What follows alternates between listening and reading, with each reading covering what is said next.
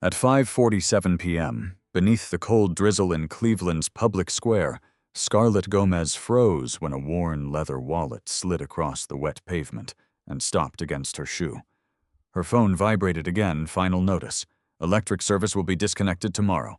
A second message reminded her that her son Lucas's asthma medication would be returned to the shelf in less than an hour. She bent down, picked up the wallet, and glanced across the street. An elderly man, in an ordinary gray coat, watched silently from beneath a bus stop canopy. Scarlett had no idea the wallet held over $8,000, or that her next decision would end the last test a billionaire ever planned to give. Before we begin, tell me where you're watching from and what your local time is. I'd love to see how far this story travels. And if stories about kindness, courage, and second chances speak to you, consider subscribing so you won't miss the next one. Every weekday, Scarlett Gomez's alarm rang at exactly 4:45 a.m., 5 minutes before the old coffee maker in her tiny apartment automatically clicked on with a tired hiss. She had programmed both years ago, joking that if one of them failed, perhaps the other would still believe in her. The apartment sat on the third floor of an aging brick building on East 79th Street in Cleveland. The hallway always smelled faintly of bleach and old pipes. In winter, the radiators clanged louder than they heated. In summer, the single-window air conditioner struggled against the humidity. It wasn't much, but after her divorce 6 years earlier, it had become the safest place she and her son could afford. Scarlett slipped quietly out of bed so she wouldn't wake Lucas. She stood for a moment beside his bedroom door before pushing it open. The little room barely had enough space for a twin bed, a narrow desk, and a bookshelf built from wooden crates she had painted white one Sunday afternoon. On the wall hung a faded solar system poster that Lucas insisted was still accurate enough, even though Pluto had long lost its planetary status. 9-year-old Lucas slept curled beneath a navy blue blanket, hugging the stuffed elephant Scarlett had bought for $3 at a church thrift sale years ago. She smiled. No matter how exhausted she felt, this was the one moment every morning that reminded her why she kept going. In the kitchen, she packed Lucas's lunch: a peanut butter sandwich, apple slices, a small bag of pretzels, a handwritten note folded neatly inside.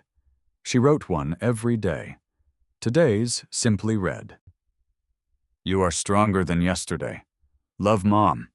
By 5:20 a.m., oatmeal simmered on the stove. Lucas wandered into the kitchen, rubbing his eyes. "Morning, Mom." "Morning, sleepyhead." He yawned dramatically. "Do I really have to go to school?" Scarlett laughed. "Unless you suddenly become president before breakfast." Lucas grinned. "I'll think about it." While he ate, Scarlett reached into the cabinet and quietly counted the remaining inhaler doses. 8. Only 8. She carefully placed it back. Lucas noticed anyway. "Are we getting another one today?" She forced a reassuring smile. "That's the plan." He nodded without asking another question. Children who grow up watching adults struggle often learn when not to ask. At 6:10 a.m., they stepped outside into the cool Ohio morning. Scarlett's 15-year-old silver Honda Civic coughed twice before finally starting. The driver's side window no longer rolled down completely. The heater only worked on its highest setting. The fuel gauge stuck whenever the tank dropped below 1/4. Yet every morning Scarlett patted the dashboard. "Come on, girl." The car answered with another reluctant rumble. "You still trust that thing?" Lucas asked. "I trust her more than some people." He laughed. She dropped Lucas off at Lincoln Elementary School 20 minutes before classes started, because she had to reach the Cleveland Public Library before 7. Before Lucas climbed out, Scarlett always repeated the same ritual. She touched 2 fingers gently against his forehead. "You remember," Lucas answered automatically. "If it isn't yours, don't let your pain rename it." He smiled. Their little tradition had begun after Lucas was 6 years old. One afternoon, he had found $20 lying near a grocery store entrance. Instead of keeping it, Scarlett had taken him back inside until they found an elderly customer frantically searching every pocket. the old man had cried when Lucas returned the bill. On the drive home, Lucas had asked why they didn't keep it. Scarlett never forgot her father's answer. Because hunger can empty your stomach, sweetheart, but it doesn't get to rename your character. Since then, she had changed only one word. If it isn't yours, don't let your pain rename it. It became the rule inside their home, not because life was easy, but because it wasn't. The library was still quiet when Scarlett arrived. At exactly 6:53 a.m., she unlocked the employee entrance. Her Navy custodial uniform was neatly pressed despite being nearly 4 years old. Her cleaning cart squeaked every few feet. She knew every corner of the building, which stair rail needed extra polish, which reading lamp flickered, which elderly patron always arrived first. By 8 o'clock, the first visitors entered. Many barely noticed her. Some walked around her mop bucket without making eye contact. Others left coffee cups on tables she had just cleaned. Scarlett never complained. She simply smiled. "Good morning?" Most never answered. Around 10, Mrs. Evelyn Parker, an 82-year-old widow who visited the library almost every day, approached carrying a stack of mystery novels. "My favorite cleaner." Scarlett laughed. "I'm not sure that's a title they print on business cards." Mrs. Parker lowered her voice. "You notice everyone?" Scarlett shrugged. "I just pay attention." The older woman smiled warmly. "That's rarer than people think." Scarlett helped carry the books to the reading table. It took less than 30 seconds. Yet Mrs. Parker squeezed her hand. "Thank you." Moments like that stayed with Scarlett longer than tips ever did. At noon, she ate lunch alone in the employee break room. Half of her turkey sandwich remained wrapped in foil. She saved it. Not because she wasn't hungry, because she knew there was a man named Walter who usually sat outside the library around 4 o'clock.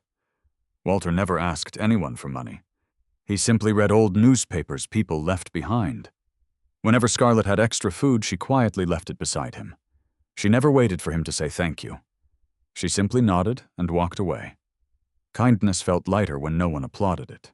By 3:30 p.m., her first shift ended. She picked up Lucas from after-school care. On the drive to Maple Street Diner, Lucas sat doing homework in the passenger seat. "What's 8 times 7? 56. Without thinking, Scarlett smiled. "I memorized them before cell phones existed." He rolled his eyes dramatically. "You always say that. And someday you'll say it too." Lucas laughed. The diner smelled of fresh coffee, grilled onions, and pie crust. Scarlett tied on her burgundy apron. By 5 o'clock, every booth was occupied. Truck drivers, construction workers, office employees, retired couples, families grabbing dinner. Scarlett moved quickly, but never rushed people.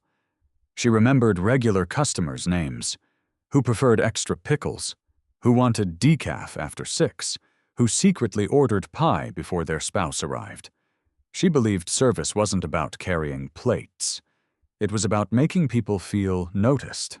Near the end of her shift, she checked her phone during a short break. 3 new notifications waited. The first came from Cleveland Electric. Final notice. Payment due $184.37. Service interruption scheduled tomorrow. The second came from Green Valley Pharmacy. Lucas Gomez. Prescription will be returned to inventory at 6:00 p.m. The third was a voicemail. She already knew whose voice it would be. Mr. Howard Jenkins, her landlord. She listened anyway. "Scarlett, I know you've had a rough month, but I can't keep waiting. Rent has to be paid by tomorrow morning. Please call me." There was no anger, only exhaustion. Everyone seemed to be carrying something these days. Scarlett closed her eyes for a moment. She opened her worn leather wallet. Inside were exactly $32.14. Not enough for rent. Not enough for the electric bill. Not enough for the inhaler. She quietly folded the wallet closed. Lucas looked up from his homework at the corner booth where he waited every evening after school. "You okay?" Scarlett smiled before he could worry. "I'm okay." He studied her face for another second. then nodded. He believed her because he wanted to. At exactly 5:42 p.m. Scarlett untied her apron, grabbed her faded brown jacket, kissed Lucas lightly on the head, and promised they'd stop by the pharmacy before heading home. Neither of them knew that in less than 5 minutes, a worn leather wallet would slide across the rain-soaked pavement of Public Square. And every lesson Scarlett had spent years teaching her son would finally be tested. At 6:15 every morning, while most of Cleveland was still waking to the sound of commuter traffic and weather reports, William Ashford sat alone in the sunroom of his sprawling estate overlooking Lake Erie. The room had floor-to-ceiling windows, polished walnut bookshelves, and enough space to host 20 guests comfortably. Yet for nearly 8 years it had held only one chair. His. The second chair remained exactly where Eleanor Ashford had left it the week before she died. No one was allowed to move it, not the housekeepers, not the gardeners, not even Daniel Brooks, especially not Daniel Brooks. William believed that grief deserved its own piece of furniture. On the small oak table beside him rested 3 objects that rarely left his sight: a porcelain coffee cup, a silver wedding band he no longer wore, and an old brown leather wallet. The wallet looked almost embarrassingly ordinary. Its edges were cracked. One corner had been repaired years ago with dark stitching that didn't quite match the leather. A faint coffee stain colored the inside flap. If someone saw it lying on a sidewalk, they would probably assume its owner struggled to replace it. That assumption had become part of William's experiment. He picked it up every morning with the same careful hands. Inside were his driver's license, several credit cards, more than $8,000 in $100 bills, and something that mattered far more than the money: a faded Polaroid. The picture showed a much younger William standing beside Eleanor, outside a tiny warehouse they had rented during the first year of Ashford Logistics. Neither wore expensive clothes. His suit jacket had shiny elbows from overuse. Eleanor laughed directly at the camera, holding up a cardboard sign that simply read, "Open."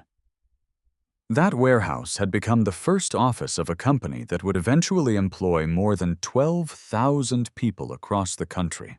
William gently turned the photograph over. The familiar handwriting stared back at him. "Character is what you carry when no one carries you." Eleanor had written it 29 years earlier. Back then it had sounded hopeful. Today it felt like a question he could no longer answer. A quiet knock interrupted his thoughts. Daniel Brooks entered carrying a tablet. "Good morning." William nodded. "The schedule?" Daniel glanced down. "Board meeting at 9. Video conference with Denver at 11. Foundation committee lunch. Interview with the Business Journal." William waved his hand dismissively. "Cancel the interview." Daniel wasn't surprised. "You've canceled the last 4. I've run out of things worth saying." Daniel closed the tablet. There was a long silence before he asked the question he had been postponing for weeks. "You're taking the wallet again today?" William looked toward the lake. "I am." Daniel sighed. "You know my opinion." "I do. I just don't think these tests tell you what you think they tell you." William smiled faintly. "And what do they tell me?" "Mostly that people under pressure make imperfect decisions." William's eyes remained fixed on the water. "Pressure reveals character." Daniel answered quietly. "Sometimes pressure only reveals pain." Neither man spoke for several seconds. Outside, a pair of geese skimmed across the lake. William finally stood. "I used to believe what Eleanor believed." Daniel waited. "Then everyone proved her wrong." That sentence carried more weight than anger. It carried exhaustion. Years earlier, after Eleanor died from pancreatic cancer, William had buried himself in work. He trusted the executives who had helped build his company. One of them quietly diverted millions into shell accounts. The fraud wasn't discovered for almost 18 months. Then came his nephew, whom William had treated like a son. The young man forged signatures to secure personal loans using company assets. When confronted, he blamed financial stress. After that, William dramatically increased donations through the Ashford Foundation. Within 2 years, auditors uncovered 3 charities fabricating programs to siphon grant money. Every betrayal had sounded different. Every excuse had been unique. But the result always felt the same. People changed when money appeared. Eventually, William stopped asking why. Instead, he began carrying the wallet. The first time had been accidental. He had forgotten it on a restaurant table. By the time he realized the cash was gone, the wallet had been dropped anonymously into a mailbox 3 days later. Since then, he had repeated the situation dozens of times. Coffee shops, airports, hotel lobbies, parks, museums, shopping malls. Sometimes the wallet disappeared completely. Sometimes the money vanished while the identification remained. Sometimes strangers demanded rewards before returning it. Only a handful had ever tried to locate him personally. Each new disappointment convinced him that Eleanor's words belonged to another era. Daniel understood the history. He had lived through much of it.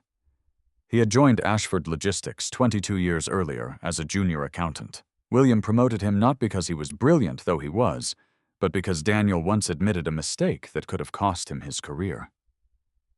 "You could have hidden it," William had said at the time. "I know." "Why didn't you?" Daniel had shrugged.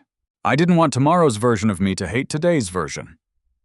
William never forgot that answer. Ironically, Daniel remained the one person still willing to disagree with him. "You've been carrying that wallet for almost 7 years, Daniel said.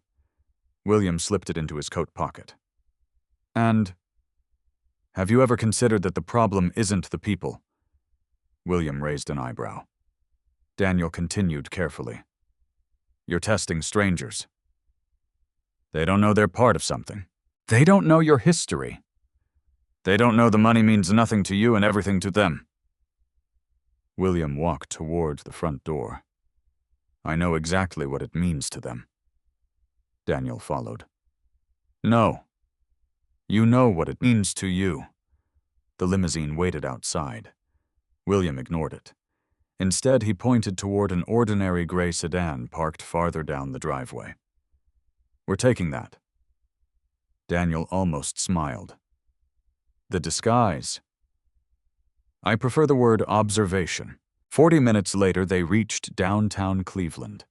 Rain clouds gathered over the skyline. William wore a plain charcoal jacket instead of one of his tailored suits. No expensive watch, no chauffeur's cap, no security team standing nearby.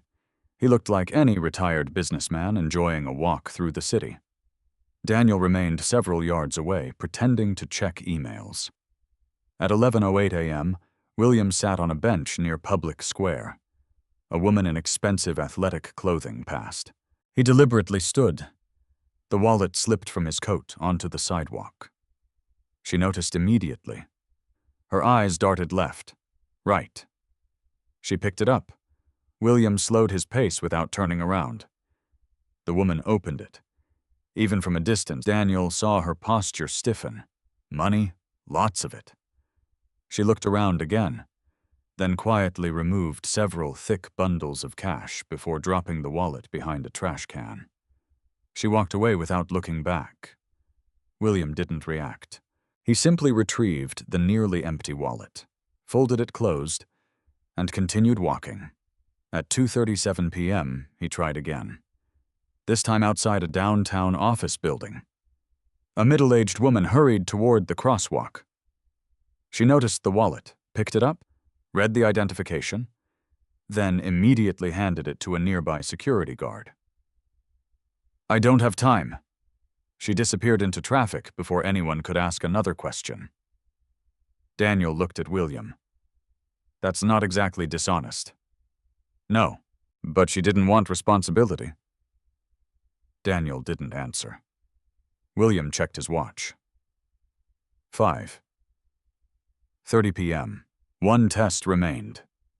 The last one. He looked once more at Eleanor's handwriting inside the wallet before slipping it back into his pocket. "If no one returns it themselves this time," he said quietly, I'm done. Done with the experiment. William nodded. And done believing your theory. Daniel looked toward the streets filling with workers heading home. Somewhere among them, a tired, single mother was hurrying through the rain thinking only about her son's medicine and an unpaid electric bill. Neither William nor Daniel knew her name. Not yet. The rain arrived just after 4 o'clock, washing the summer dust from Cleveland's sidewalks and sending office workers hurrying beneath awnings with paper coffee cups, balanced in one hand, and phones in the other. William Ashford welcomed the weather. Rain made people reveal themselves more quickly. When people were uncomfortable, they stopped performing for the world. Daniel Brooks wasn't convinced. He sat behind the wheel of the gray sedan parked half a block from Public Square, watching William through the windshield. His employer stood near a flower planter, looking like any retired man waiting for a bus. The expensive tailoring was gone, replaced by faded jeans, sensible walking shoes, and a charcoal rain jacket that had been purchased specifically because it looked forgettable. Daniel checked his watch.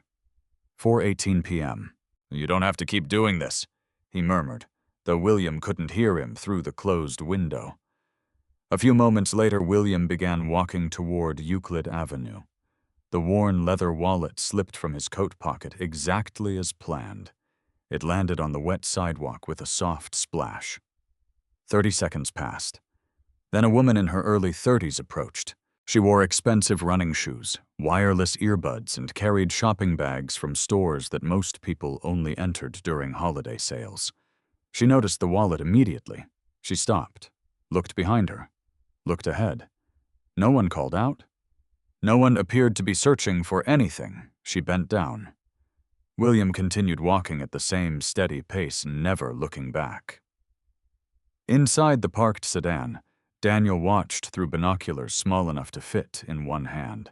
The woman opened the wallet. Her eyebrows lifted. Even from this distance, Daniel recognized that expression. Surprise, then calculation. She pulled several thick stacks of $100 bills halfway out before quickly sliding them into her oversized handbag. Her breathing visibly quickened. She removed William's driver's license, glanced at it for less than 2 seconds, then looked around again. Instead of chasing the owner, she quietly tossed the now nearly empty wallet behind a decorative trash bin and walked away without once turning around. Daniel exhaled slowly. William returned 5 minutes later. Without emotion, he retrieved the wallet from the puddle. He opened it. The cash was gone. The Polaroid remained. His fingers brushed the faded photograph. For a brief second, Daniel thought he saw disappointment cross William's face. Instead, there was only resignation. He climbed into the passenger seat. "No surprises," William said. Daniel started the engine. "No." Neither man spoke for several blocks. Finally, Daniel asked, "What if she needed the money?" William stared out the window. So did Eleanor. Daniel frowned. William continued quietly. "The week before we opened our first warehouse, we had exactly $43 left." He smiled faintly at the memory. "Our landlord accidentally gave us an envelope that belonged to another tenant." Daniel listened. There were almost $2,000 inside. "What happened?" "Eleanor walked 3 miles because we couldn't afford gas." "To return it?" Daniel wasn't surprised. "What did the owner say?" William laughed softly. "He cried." The memory faded almost as quickly as it appeared. "She believed doing the right thing wasn't easier when life became harder." Daniel glanced toward him. "And you used to believe that too." William didn't answer. Instead, he looked at the wallet again before slipping it into his jacket. "One more." By 2:37 p.m., the rain had eased into a light mist. Downtown traffic thickened as offices prepared to close for the day. William positioned himself near the entrance of a large office tower where hundreds of employees streamed outside carrying laptops and umbrellas. This time he timed the drop perfectly. The wallet landed near the revolving door. A middle-aged woman wearing business attire noticed it almost immediately. She hesitated only briefly before picking it up. Daniel watched from across the street. The woman opened the wallet. Unlike the first woman, she didn't touch the cash. She looked toward the busy sidewalk, toward the traffic, toward the office building. She seemed uncertain. Then she'd spotted a uniformed security guard. Relief crossed her face. "There," Daniel whispered. The woman hurried over. "I found this." The security guard accepted it without asking questions. "Someone probably dropped it." "Thanks." She smiled politely and hurried away before the guard even opened it. William waited another minute before approaching. "Excuse me," he said. "I think someone may have turned in my wallet." The guard checked inside. "Name?" "William Ashford." The guard compared the driver's license. "Here you go, sir." William thanked him and walked away. The money was untouched. Everything remained exactly where it belonged. Daniel caught up with him a block later. "That wasn't dishonest." William nodded. "No? So why do you look disappointed?" William looked back toward the office building. "Because she didn't look for me." Daniel blinked. "What?" "She wanted the responsibility gone. She passed it to someone else." Daniel considered that for a moment. Or maybe she trusted the system. William smiled without humor. "When you lose something precious, you don't hope bureaucracy finds you." Daniel couldn't argue, but he still wasn't convinced. As they returned to the car, he quietly asked, would Eleanor have looked for the owner herself? William answered without hesitation. "She would have missed dinner doing it." Daniel smiled. "I think that's exactly why you loved her." William looked away before answering. "Yes." By late afternoon, heavy clouds rolled over Lake Erie once again. The streets darkened, office lights reflected on across rain-soaked pavement. Daniel checked the dashboard clock. 5:28 p.m. "This is the last one." William nodded. "I gave myself my word." "If today's third person surprises you," William finished the sentence himself. Then perhaps I still have something to learn." "And if not," William rested his hand on the old wallet, "then I'll stop pretending people are different from what experience has taught me." Daniel looked carefully at the older man. For years, newspapers had described William Ashford as brilliant, disciplined, demanding, visionary. Very few people knew the quieter truth. He was lonely, not because he lacked company, because he no longer trusted it. The experiments had never really been about money. $8,000 meant almost nothing to him. He spent more than that furnishing conference rooms. The wallet was about hope. Every stranger who failed seemed to erase another memory of the optimistic young woman in the faded Polaroid. Daniel had begun wondering whether William was unconsciously trying to prove Eleanor wrong, simply because proving her right would hurt more. The sedan pulled into a parking space overlooking Public Square. Commuters hurried past beneath umbrellas. A city bus sighed to a stop. A father carried a sleeping toddler through the rain. Teenagers laughed while sharing one umbrella that barely covered two of them.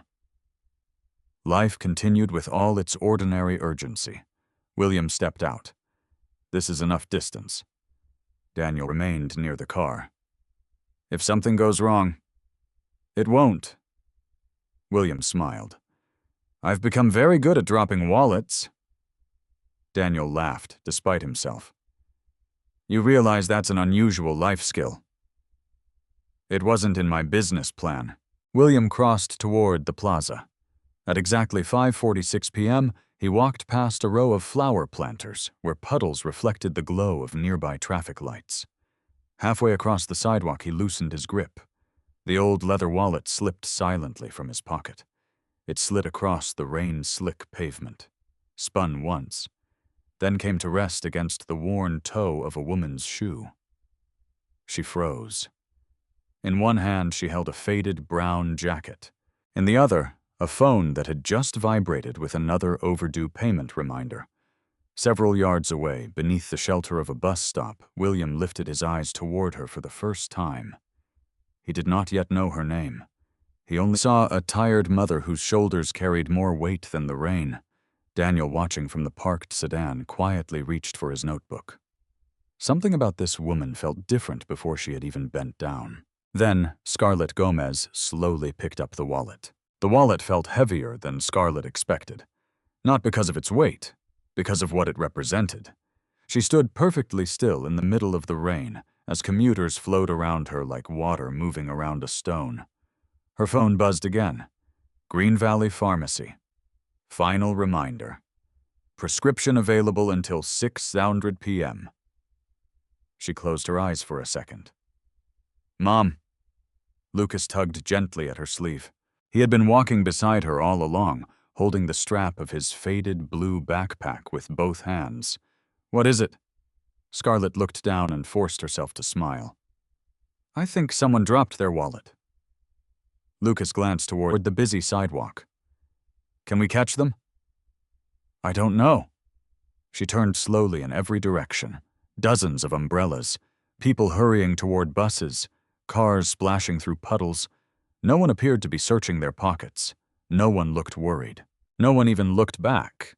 Several yards away, William Ashford remained beneath the bus shelter, pretending to study the route map posted on the glass wall. Daniel watched everything through the windshield of the gray sedan. Neither man spoke. Scarlett crouched beside Lucas. "Stay close to me." He nodded. She picked up the worn leather wallet carefully, almost the way someone might lift a family photograph from the ground. The leather was soft from years of use. One corner had been stitched by hand. Whoever owned it hadn't replaced it despite obvious wear. That small detail caught Scarlett's attention. People usually repaired things they loved, or couldn't afford to replace. She brushed a few drops of rain from the cover before opening it. Lucas instinctively looked away. Scarlett had taught him that peeking inside someone else's belongings without permission was rude. "I'm only looking for identification," she whispered. He nodded. "I know." Inside sat several credit cards, a driver's license, business cards, and more cash than Scarlett had seen in one place in years. She froze. $100 bills, neatly folded, stacked tightly together. For one brief heartbeat, she forgot to breathe. She hadn't intended to count them. She still didn't. But anyone could tell it was thousands of dollars. Enough to pay every overdue bill sitting on her kitchen counter. Enough to replace Lucas's inhaler. Enough to repair the Honda. Enough to keep the lights on for months. Enough to breathe. A cold gust of wind pushed rain across the plaza. Scarlett slowly closed the wallet halfway. Her fingers trembled, not with temptation, with exhaustion. She was tired of calculating everything. Every gallon of milk, every gallon of gasoline, every electric bill, every prescription refill, every school field trip she quietly declined because she couldn't spare another $20. For the first time in months, the solution to nearly every problem she carried sat inside her hands. She swallowed hard. Lucas noticed. "You okay?" She smiled weakly. "Yeah." He looked at the wallet. "Is there money?" Scarlett hesitated only a moment. "Yes." "A lot?" She nodded. Lucas lowered his voice. "I hope they find it." Scarlett looked at him. Children often revealed the answers adults complicated. She gently rubbed the top of his head. "So do I." She opened the wallet again, this time searching only for identification. The driver's license read William Ashford. The address wasn't far away. Downtown, only a few miles. She pulled out a folded business card. Ashford Logistics, Chairman. Scarlett frowned. The company name sounded familiar. She couldn't remember why. Then another item slipped partially free from behind the bills. An old Polaroid photograph. She carefully lifted it out. The picture had faded with time. A younger man stood beside a smiling woman outside a warehouse. Both looked soaked in sweat rather than rain. Their clothes were ordinary. The warehouse behind them looked anything but impressive. The woman held a handmade sign that simply said "Open." Scarlett smiled despite herself. There was something honest about the picture. No staged poses, no expensive suits, no polished image, just hope. She turned the photograph over. A handwritten sentence appeared in blue ink. "Character is what you carry when no one carries you." She read it twice, then a third time. The words settled somewhere deep inside her. Lucas looked up. "What does it say?" Scarlett handed him the picture. He sounded the sentence out slowly. "Character is what you carry when no one carries you." He frowned thoughtfully. "What does that mean?" Scarlett looked toward the rain. "It means," she paused, "people show who they really are when nobody is helping them." Lucas studied the words again. "Like when no teacher is watching." She laughed softly. "Something like that." He handed the photo back. "Grandpa would have liked that." Scarlett's smile became quieter. "My dad would have loved it." Her father had spent 35 years repairing city buses. His hands were always stained with grease. His paycheck never stretched far. But every Friday he stopped at the same neighborhood bakery and bought one cinnamon roll. Only one. He split it into 4 pieces for the family. One evening, Scarlett had asked why he never bought one for himself. He answered with a grin, "I already got the biggest piece." She looked confused. "You 3.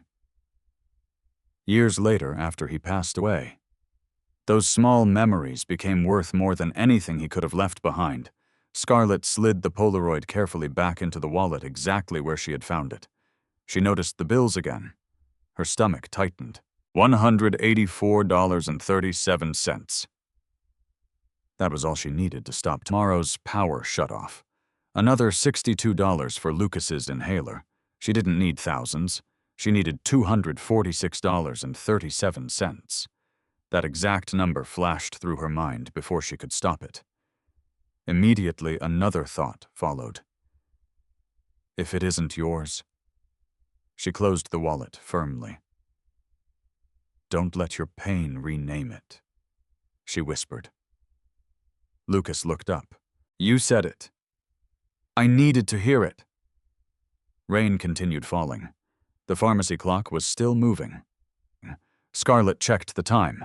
5:52 p.m. 6 o'clock was impossible now, even if they ran. Lucas watched her face. "We're going to be late." "I know. Should we go get my medicine first?" Scarlett looked once more at the address on William Ashford's driver's license, then at Lucas, then at the wallet. Every sensible part of her mind argued for taking the wallet to the nearest police station, or leaving it with a security guard, or dropping it into a lost and found office. That would be faster, safer, more convenient. But another memory surfaced. She was 12 years old. Her father had once driven 40 minutes after work to return an old toolbox someone had forgotten at a bus depot. She remembered complaining from the back seat. "Can't you just give it to somebody?" He had smiled without taking his eyes off the road. "I could. So why don't you?" "Because someday I might be the one praying that whoever finds my toolbox cares enough to hand it back to me." Scarlett slowly slipped the wallet inside her own jacket. She zipped it closed. Lucas blinked. "We're taking it." She nodded. "We're taking it back." "To the police?" She looked again at the driver's license. "No." Lucas tilted his head. "We're taking it to him." Several yards away, Daniel lowered his binoculars. He looked toward William. She put it in her pocket. William's face became unreadable. So did the first woman. Daniel nodded. "Yes. But—" He kept watching. "She didn't walk towards the bus stop." Scarlett took Lucas's hand. Instead of turning toward the pharmacy, instead of heading home, she started walking in the opposite direction toward the address printed on William Ashford's driver's license. Neither she nor Lucas noticed the elderly man beneath the shelter, quietly watching them disappear into the rain. The rain had settled into a steady rhythm by the time Scarlett and Lucas reached the corner of Euclid Avenue. Streetlights reflected in long ribbons across the wet pavement, turning every passing car into a smear of gold and white. Downtown Cleveland was beginning its nightly transformation. Office workers disappeared into parking garages, while restaurant lights flickered on one by one. Somewhere in the distance, a train horn echoed across the city. Scarlett tightened her grip on Lucas's hand. "You cold?" "A little." She pulled him closer beneath her faded brown jacket, though it barely covered them both. "I'm okay," Lucas said quickly, noticing the worry in her face. "I know you are." She looked at the pharmacy across the intersection. Its bright green sign was still glowing. The clock above the entrance read 5:56. Only 4 minutes remained before the prescription would be returned to inventory. Lucas noticed where she was looking. "We're really not going." Scarlett stared at the storefront for another second. She imagined walking inside, paying for the inhaler, walking home. No one would ever know if she delayed returning the wallet until tomorrow morning. The owner was obviously wealthy. He would survive one night without it. Then she remembered the photograph, the worn leather, the hand-stitched corner, the sentence written in blue ink. "Character is what you carry when no one carries you." She inhaled slowly. "We made a promise." Lucas nodded. "So we keep it." He didn't complain. He didn't ask about the medicine again. Scarlett squeezed his hand. "I'm sorry." "For what?" "You shouldn't have to wait because grown-ups have problems." Lucas smiled in the simple way only children could. "You always wait for me." The word settled quietly inside her. She kissed the top of his damp hair. "Come on." Behind them, nearly half a block away, the gray sedan eased into traffic. Daniel kept a careful distance. "She's walking east." William looked through the rain-speckled windshield. "No police station. No pharmacy. No bus." Daniel nodded. "No." William remained silent. He had expected curiosity. He had expected hesitation. He had even expected temptation. He had not expected commitment. Scarlett unfolded the business card once more beneath a street lamp. Ashford Logistics, headquarters. The address was only 2 miles away. 2 miles didn't sound far. It felt much farther when your shoes were soaked, your son was tired, and your body had already worked nearly 13 hours. Lucas looked up. "Can we take the bus?" Scarlett reached into her pocket. She counted the coins without removing them. 3 quarters, a dime, 2 pennies. Not enough. "We'll walk." Lucas didn't argue. "I like walking." She laughed softly. "You don't have to pretend." "I know. But I still like walking with you." They continued through downtown. As they passed a bakery preparing to close, warm air carrying the smell of cinnamon drifted onto the sidewalk. Lucas slowed for just a second. Scarlett noticed. So did you. Years ago, she would have gone inside and bought him a cookie. Tonight, she simply smiled. "When things get better." Lucas nodded immediately. "When things get better."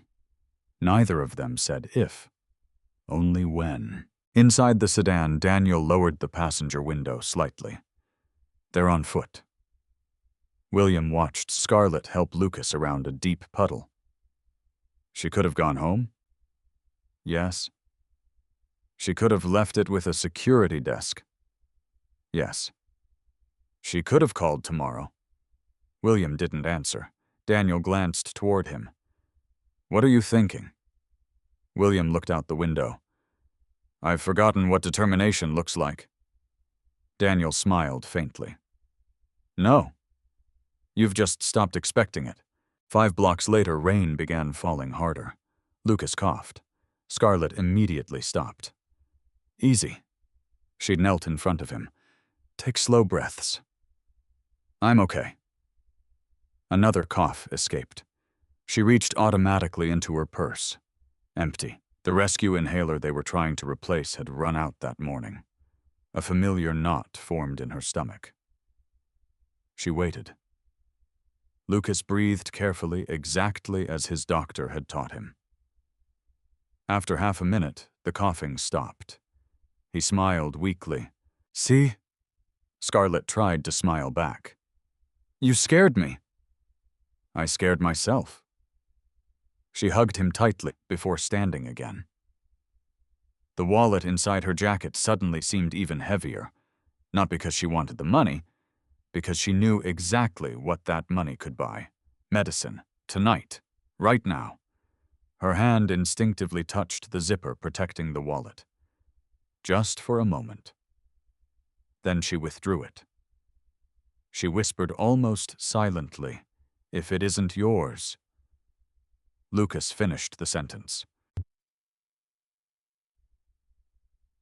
Don't let your pain rename it. William, watching from across the street through the windshield, couldn't hear the words. But he saw Scarlett pause. Saw her close her eyes. Saw her take one deep breath before continuing. Something about that small moment unsettled him. It wasn't dramatic. There were no tears, no speeches, only quiet resolve. Daniel noticed it too. What happened? I don't know. William kept watching, but she just won an argument with herself. By the time they reached East 9th Street, traffic had thinned. Towering above them stood the illuminated glass headquarters of Ashford Logistics. Scarlett stopped walking. She hadn't expected the building to be so enormous. The polished granite entrance reflected the city lights. Employees wearing business attire streamed out through revolving glass doors. Luxury cars waited at the curb. Lucas stared upward. Wow. Scarlett looked down at her rain-soaked jeans and worn sneakers. Suddenly, she felt very small. Maybe someone like William Ashford wouldn't even see her. Maybe security wouldn't let her inside. Maybe they would laugh. She almost turned around. Almost. Then she looked again at the wallet. Someone had once carefully stitched that torn corner instead of throwing it away. People only repaired things they believed were still worth keeping. She straightened her shoulders. Ready? Lucas nodded. You always tell me not to judge myself before someone else does. Scarlett blinked. I said that a lot. She smiled. I should probably listen to myself more often. Together they crossed the plaza toward the entrance. Across the street, Daniel parked. We're here. William didn't move. He simply watched the mother and son approaching the headquarters of the company, whose name they probably knew only from the business card inside the wallet. For years he had believed every important decision happened in boardrooms. Tonight, standing beneath the rain outside his own building, he had the strange feeling that the most important decision of his life had already been made on a sidewalk several blocks away. Scarlett pushed open the heavy glass door. Warm air rushed over them. Lucas shook rainwater from his sleeves. The marble lobby gleamed beneath crystal lighting. Several executives walked past without noticing them. Others glanced briefly at Scarlett's soaked clothes before looking away. Behind the reception, Olivia Reed looked up from her computer. Her professional smile appeared automatically. Then she noticed Scarlett's appearance. The smile faded into polite uncertainty. Good evening, Olivia said carefully. Can I help you? Scarlett reached slowly into her jacket. Without saying a word, she gently placed the worn leather wallet on the polished reception counter. Olivia Reed looked from the worn leather wallet to the woman standing before her. Rainwater dripped steadily from Scarlett's jacket onto the polished marble floor. Lucas stood quietly beside his mother, clutching his backpack with both hands. His sneakers left damp footprints behind him. The contrast between them and the elegant corporate lobby could not have been greater. Behind Scarlett stretched a room of glass walls, brushed steel columns, and abstract artwork that probably cost more than her annual salary. Employees in tailored suits crossed the lobby carrying leather briefcases and discussing quarterly forecasts. Several glanced toward the reception desk. Most looked away just as quickly. Olivia kept her professional expression. "Did you lose this?" she asked. Scarlett gently pushed the wallet forward. "No. You found it. About 20 minutes ago." Olivia reached for it, but stopped herself. "May I open it?" "Of course." She unfastened the worn leather carefully. Her eyes widened immediately. She recognized the wallet. Everyone in executive administration did. Not because of the money inside, because Mr. Ashford stubbornly refused to replace it, despite repeated suggestions from his assistants. Olivia counted the contents with one quick glance. Nothing appeared missing. She looked back at Scarlett. "You said you found this?" Scarlett nodded.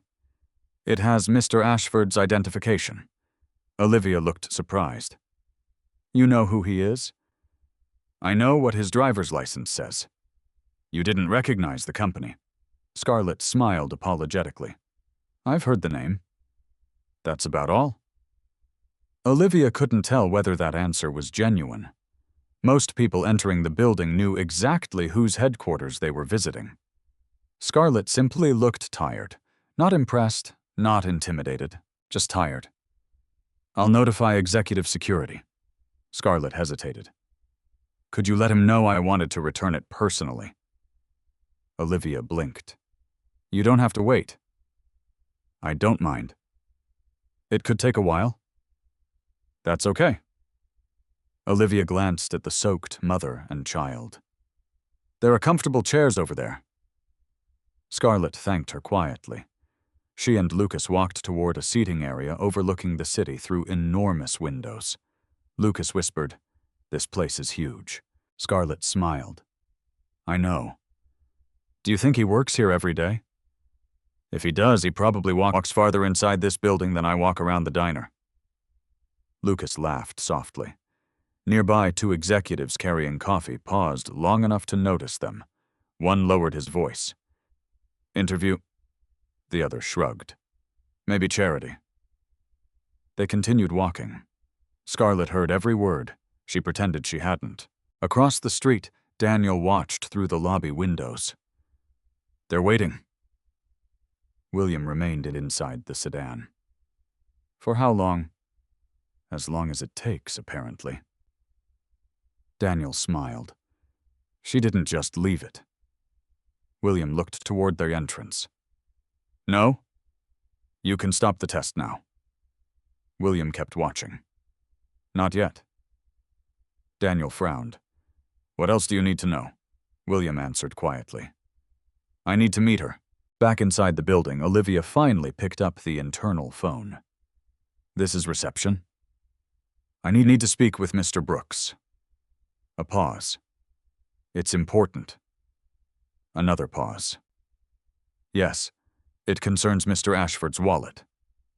30 seconds later, Daniel's office line rang. Except Daniel wasn't in the building. Olivia frowned. She tried another extension. No answer. She checked her directory. The chairman wasn't scheduled to be in headquarters that evening. She sighed. This was becoming complicated. She walked toward Scarlett. "I'm sorry.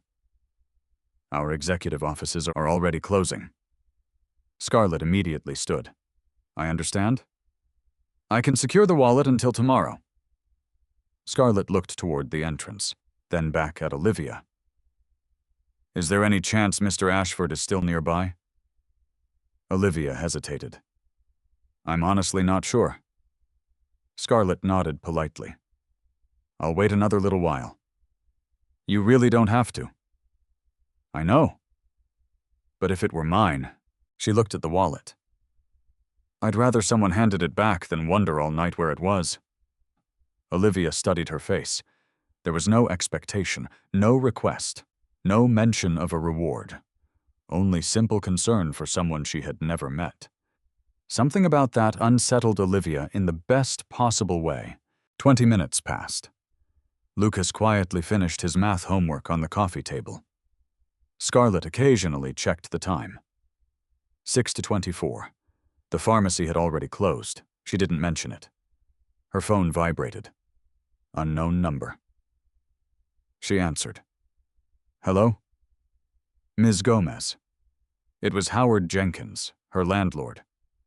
I'm sorry to bother you. It's okay. I just wanted to remind you about tomorrow. Scarlett looked down. I know. There was a long pause. Howard sighed. I've seen you working yourself to exhaustion. I know you're trying. She swallowed. I'm doing everything I can. I believe that. Another pause. If you can pay something tomorrow. I'll work with you. Tears almost reached her eyes. Thank you. After hanging up, Lucas looked at her. Mr. Jenkins. She nodded. Is he mad? No. He just has bills too. Lucas accepted that answer. Scarlett had always refused to make villains out of ordinary people. Sometimes hardship simply traveled from one household to another. Olivia overheard enough of the conversation to understand. She looked once more at the wallet.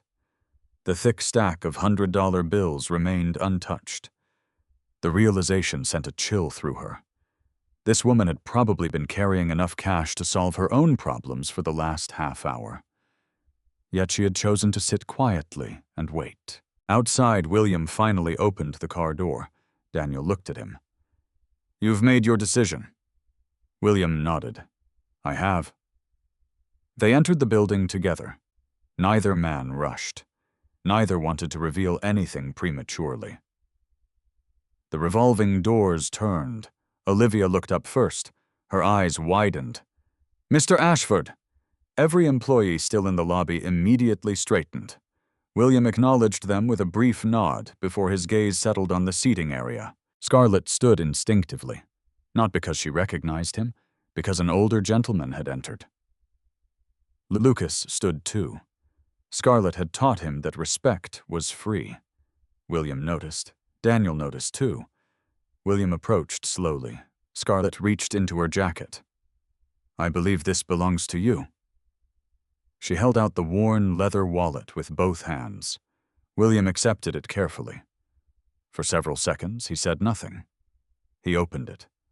The driver's license. The credit cards. The Polaroid. Every bill. Exactly as he had left them. He looked back at Scarlett. Did you open it? She answered honestly. Yes. I needed to know who it belonged to. You saw the money. Yes. You counted it? No. You never wondered how much there was? Scarlett smiled faintly. It was enough to know it wasn't mine. Silence settled over the lobby. Even Olivia stopped pretending to organize papers. Daniel watched William's face carefully. The older man's expression had changed. Not dramatically. Just enough for someone who knew him well to notice. The guarded distance he'd carried for years had cracked, almost imperceptibly. William looked down at the wallet again, then back at Scarlett. You walked here? Yes. In the rain? Yes. You could have given it to the police. I could have. You could have left it with security. I could have. You could have waited until tomorrow. Scarlett nodded. I could have. William studied her. So why didn't you? Scarlett glanced toward Lucas before answering. Because my son was watching. The words landed in the quiet lobby with far more force than she intended. Lucas looked up at his mother, then at William. Scarlett continued softly. I've spent years telling him that honesty only matters when it's inconvenient. If I'd done anything different tonight, she smiled sadly, he would have remembered that instead. William lowered his eyes. For the first time in years, the sentence on the back of Eleanor's faded photograph no longer felt like a memory. It felt alive. For several seconds, no one in the lobby moved. Rain tapped softly against the towering glass windows, while the silence stretched between Scarlett Gomez and William Ashford. William looked down once more at the old leather wallet resting in his hands. Everything remained exactly where he had left it. The driver's license, the credit cards, the folded business cards, the Polaroid. Every dollar. His thumb lingered on the edge of the photograph before he slowly closed the wallet. Then, without warning, he smiled. It was small, uncertain. Daniel realized he had not seen that expression in years. "You've done me a great kindness," William said quietly. Scarlett shook her head. "I only returned what already belonged to you." "Most people would describe that as kindness." She offered a tired smile. "My father would have described it as normal." William studied her face. "Your father sounds like a remarkable man." "He repaired city buses for 35 years. William nodded. "So he understood responsibility." "He did." Another silence followed. William turned toward Daniel. "Would you bring me the envelope?" Daniel had already guessed what was coming. He opened the leather portfolio he carried and removed a thick white envelope. Scarlett noticed immediately. Her shoulders stiffened. William accepted the envelope and extended it toward her. "Please, I'd like you to have this." Scarlett didn't reach for it. "I'm sorry.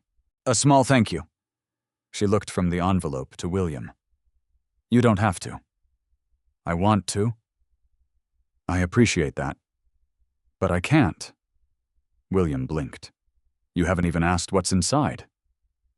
Scarlett smiled gently. "I think I know." Lucas looked curiously at the envelope, but remained silent. William tried again. "It isn't charity." "I didn't say it was."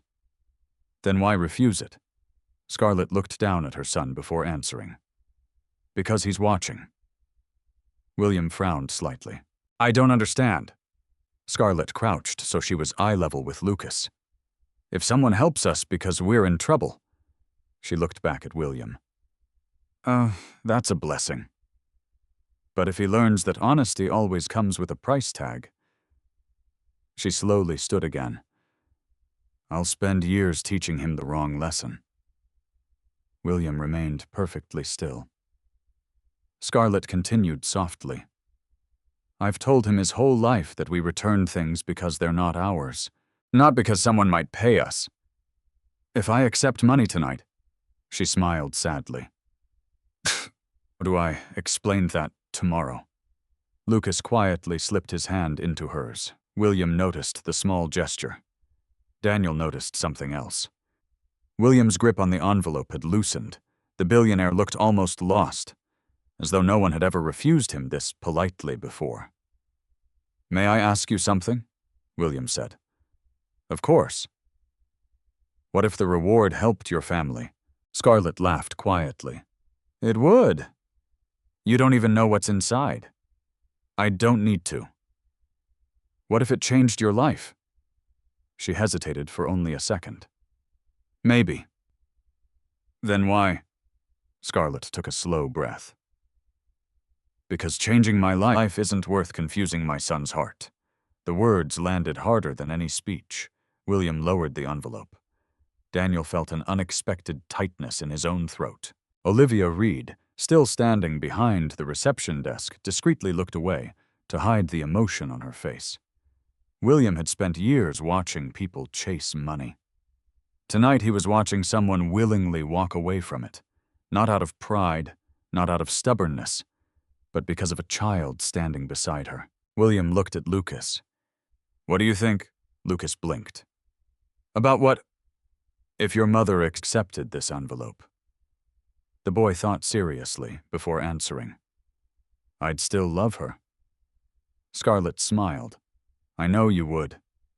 Lucas But he searched for the right words. She tells me that doing the right thing is already the reward," William asked gently. "And do you believe her?" Lucas looked at his mother. then back at William. Most days, the lobby filled with soft laughter. Even William laughed. Most days, Lucas shrugged. Sometimes I wish doing the right thing came with pizza. Daniel covered his mouth to hide a grin. Scarlett laughed harder than anyone. I've told you honesty doesn't buy pepperoni. It should. William hadn't laughed that freely since Eleanor was alive. The realization caught him by surprise. He slowly placed the unopened envelope back into Daniel's hands. Daniel understood immediately and returned it to the portfolio without saying a word. William turned back toward Scarlett. Would you at least allow me to buy dinner for you and your son? Scarlett hesitated. Before she could answer, Lucas's stomach growled loudly enough for everyone nearby to hear. His face turned bright red. Oh no, Scarlett laughed. Perfect timing. Lucas buried his face against her arm. I didn't mean to. William smiled warmly. I think your stomach just negotiated better than I did. Everyone laughed again. Scarlett's smile slowly faded into something more thoughtful. That's very kind. But we should really head home. It's getting late. William noticed the exhaustion in her eyes. He also noticed something else. Her jacket sleeves were still damp. Her shoes were soaked. Lucas's coughing earlier had not escaped his attention. You walked here? Yes. How are you getting home? We'll figure it out. Daniel quietly glanced toward the rain outside. The buses were now running less frequently. William understood exactly what "we'll figure it out" usually meant. It meant walking. Again, he looked toward Daniel. Would you... Scarlett interrupted gently. I'm not asking for anything. William nodded. I know. That's becoming very clear. For a long moment, William simply looked at the old wallet. He slowly opened it again. His fingers found the Polaroid. He carefully removed it.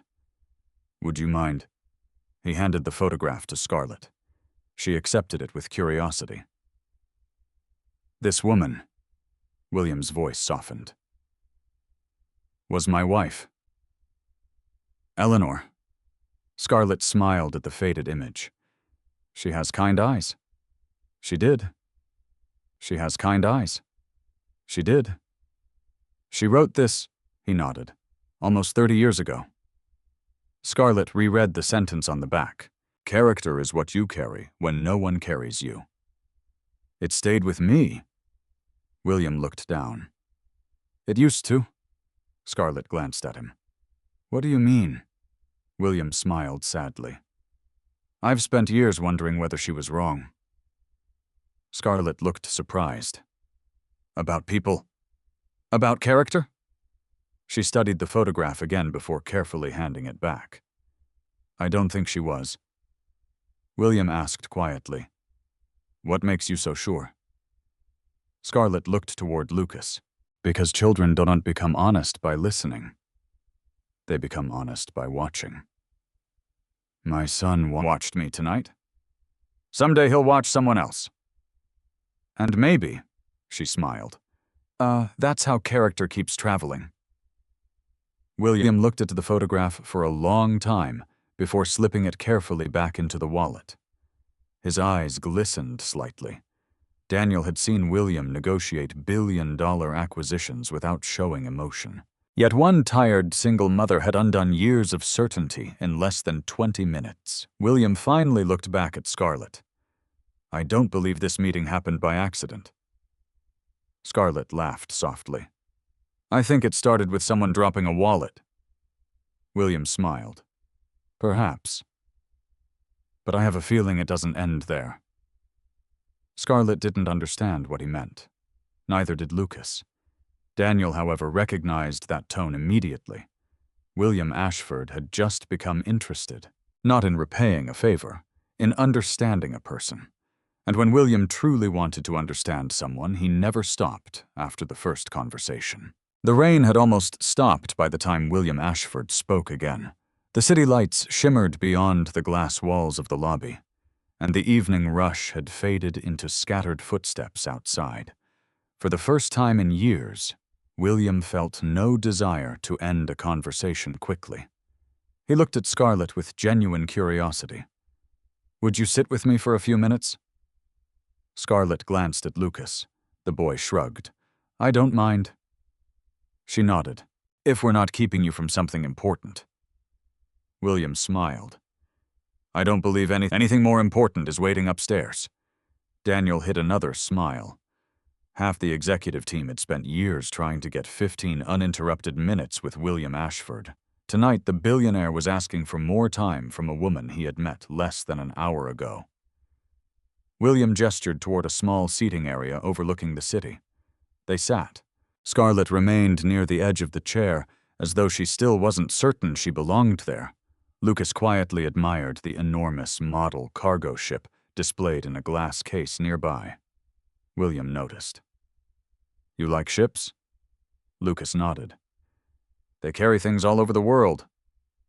"They do. My grandpa used to tell me every package belongs to somebody who's waiting." William looked at him with interest. "That's a good way to think about it. He said people should treat other people's things like someone is hoping they'll come home." William slowly leaned back. The sentence struck him harder than he expected. He had built Ashford Logistics on that exact philosophy. Every shipment represented someone's medicine, someone's wedding dress, someone's first paycheck, someone's last gift.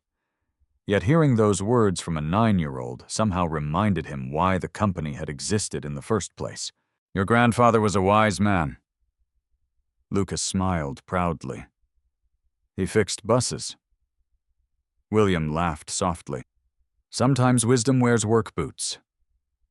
Scarlett smiled. "He would have liked you." William raised an eyebrow. "You think so?" "He respected people who built things." William glanced around the headquarters. "He would have had plenty to criticize then." Scarlett laughed. "He would have started with the marble floor. Too slippery. Too expensive." The group shared another quiet laugh.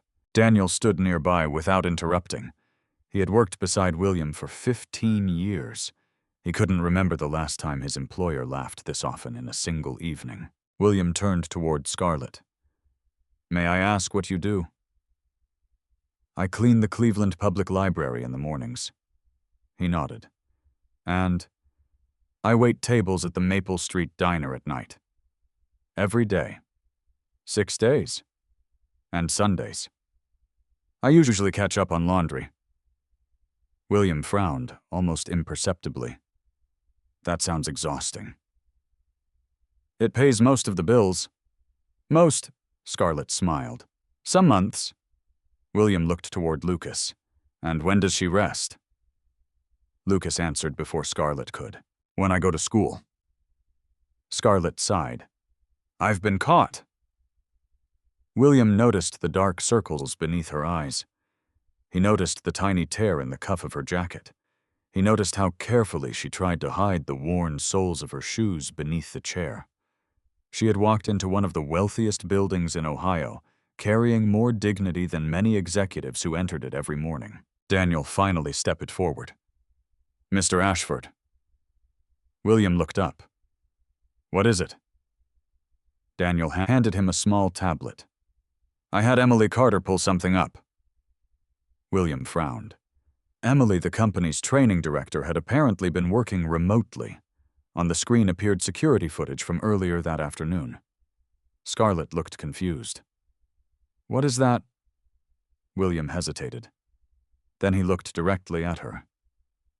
"I owe you the truth." Scarlett felt a slight uneasiness. "The wallet." William paused. "Wasn't accidentally dropped." Silence filled the room. Scarlett stared at him. "I'm sorry," Daniel spoke quietly. "It was intentional."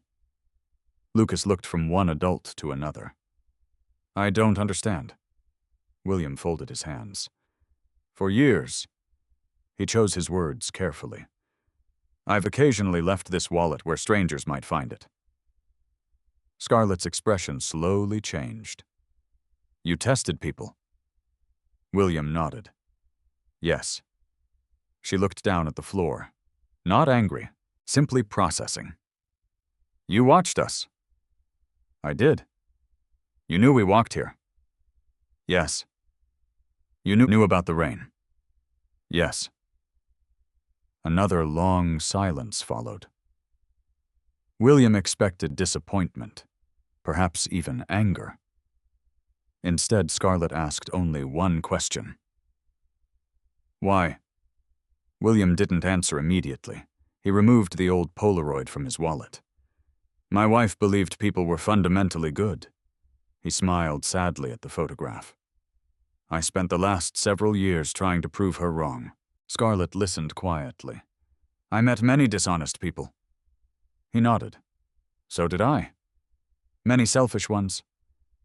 So did I. He looked at her. I forgot to keep looking after I found them. Scarlett understood. Grief often disguised itself as certainty. She had learned that after losing her father. When someone hurts us enough, she said softly, we sometimes start expecting everyone else to continue the job. William lowered his eyes. Exactly. Daniel looked at Scarlett with admiration. She had described 15 years of William's life in a single sentence. Scarlett remained silent for nearly a minute. Finally, she smiled. I'm glad you tested me. William looked surprised. You are... She nodded. Not because I enjoy being tested, but because it reminded me that Lucas is always watching. She looked at her son. I would have been ashamed if I'd failed. Lucas reached for her hand. You didn't. No. She squeezed his fingers. We didn't. William slowly stood and walked toward the enormous windows overlooking Cleveland. His reflection stared back at him. For the first time in years, he didn't see only a billionaire. He saw a widower who had quietly stopped believing the promise he once made beside Eleanor in front of a tiny warehouse. Daniel approached carefully. What are you thinking? William answered without turning around. I've spent millions trying to improve this company. Daniel waited. I've spent almost nothing improving myself. The words surprised even William. He had never admitted them aloud. After another quiet moment, William returned to his seat. I'd like to ask you for one more favor. Scarlett laughed. I'm not sure I can survive another test. There won't be one. I promise. She nodded. What is it? William looked toward Daniel, then back at Scarlett. My company trains every new employee. She listened. We teach logistics, leadership, efficiency, integrity. He smiled faintly, mostly through PowerPoint presentations. Scarlett laughed. I've sat through a few of those. They're unforgettable for all the wrong reasons. Even Daniel laughed. William continued. I think my employees would learn more from 20 minutes with you than 2 days with those slides. Scarlett stared at him. You can't be serious. I've rarely been more serious. She immediately shook her head. I clean floors. You raise a remarkable young man. I wait tables. You returned something worth thousands. I just did what anyone should. William smiled warmly. That's exactly the point. He looked toward Lucas.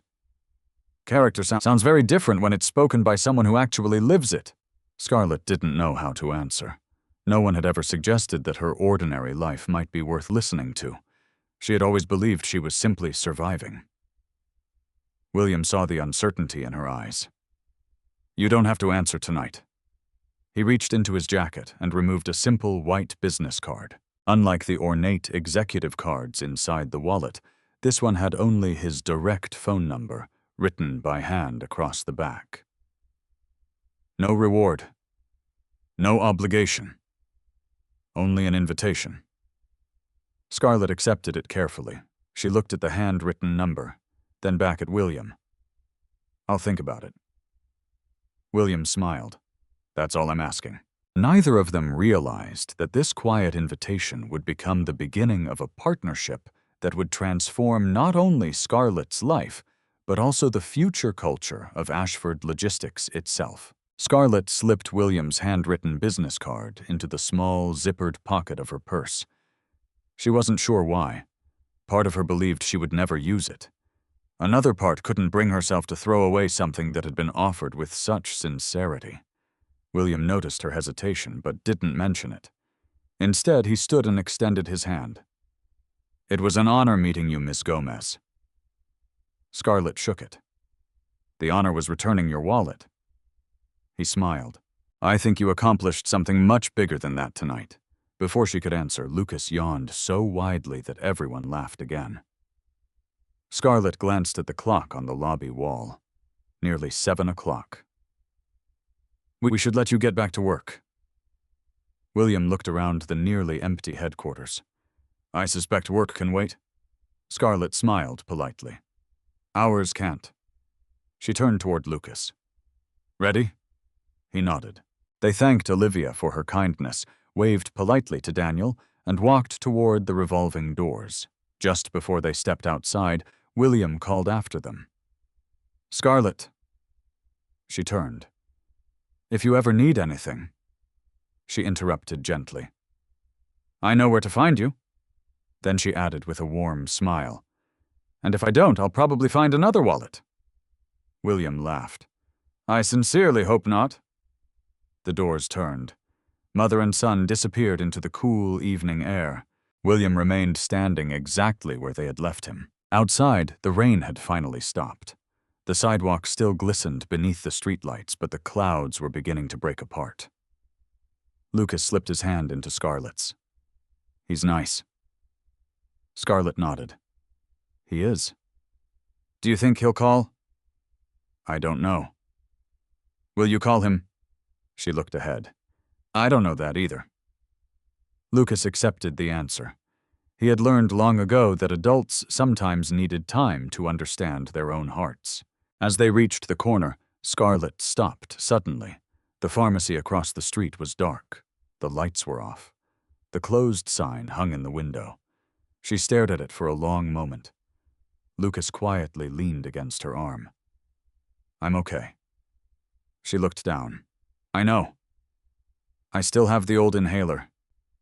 It doesn't have much left. I'll be careful." His calmness broke her heart more than panic ever could. "I'm sorry." Lucas frowned. "You keep saying that, because I wish life were easier for you." He smiled. "It is easier." She looked surprised.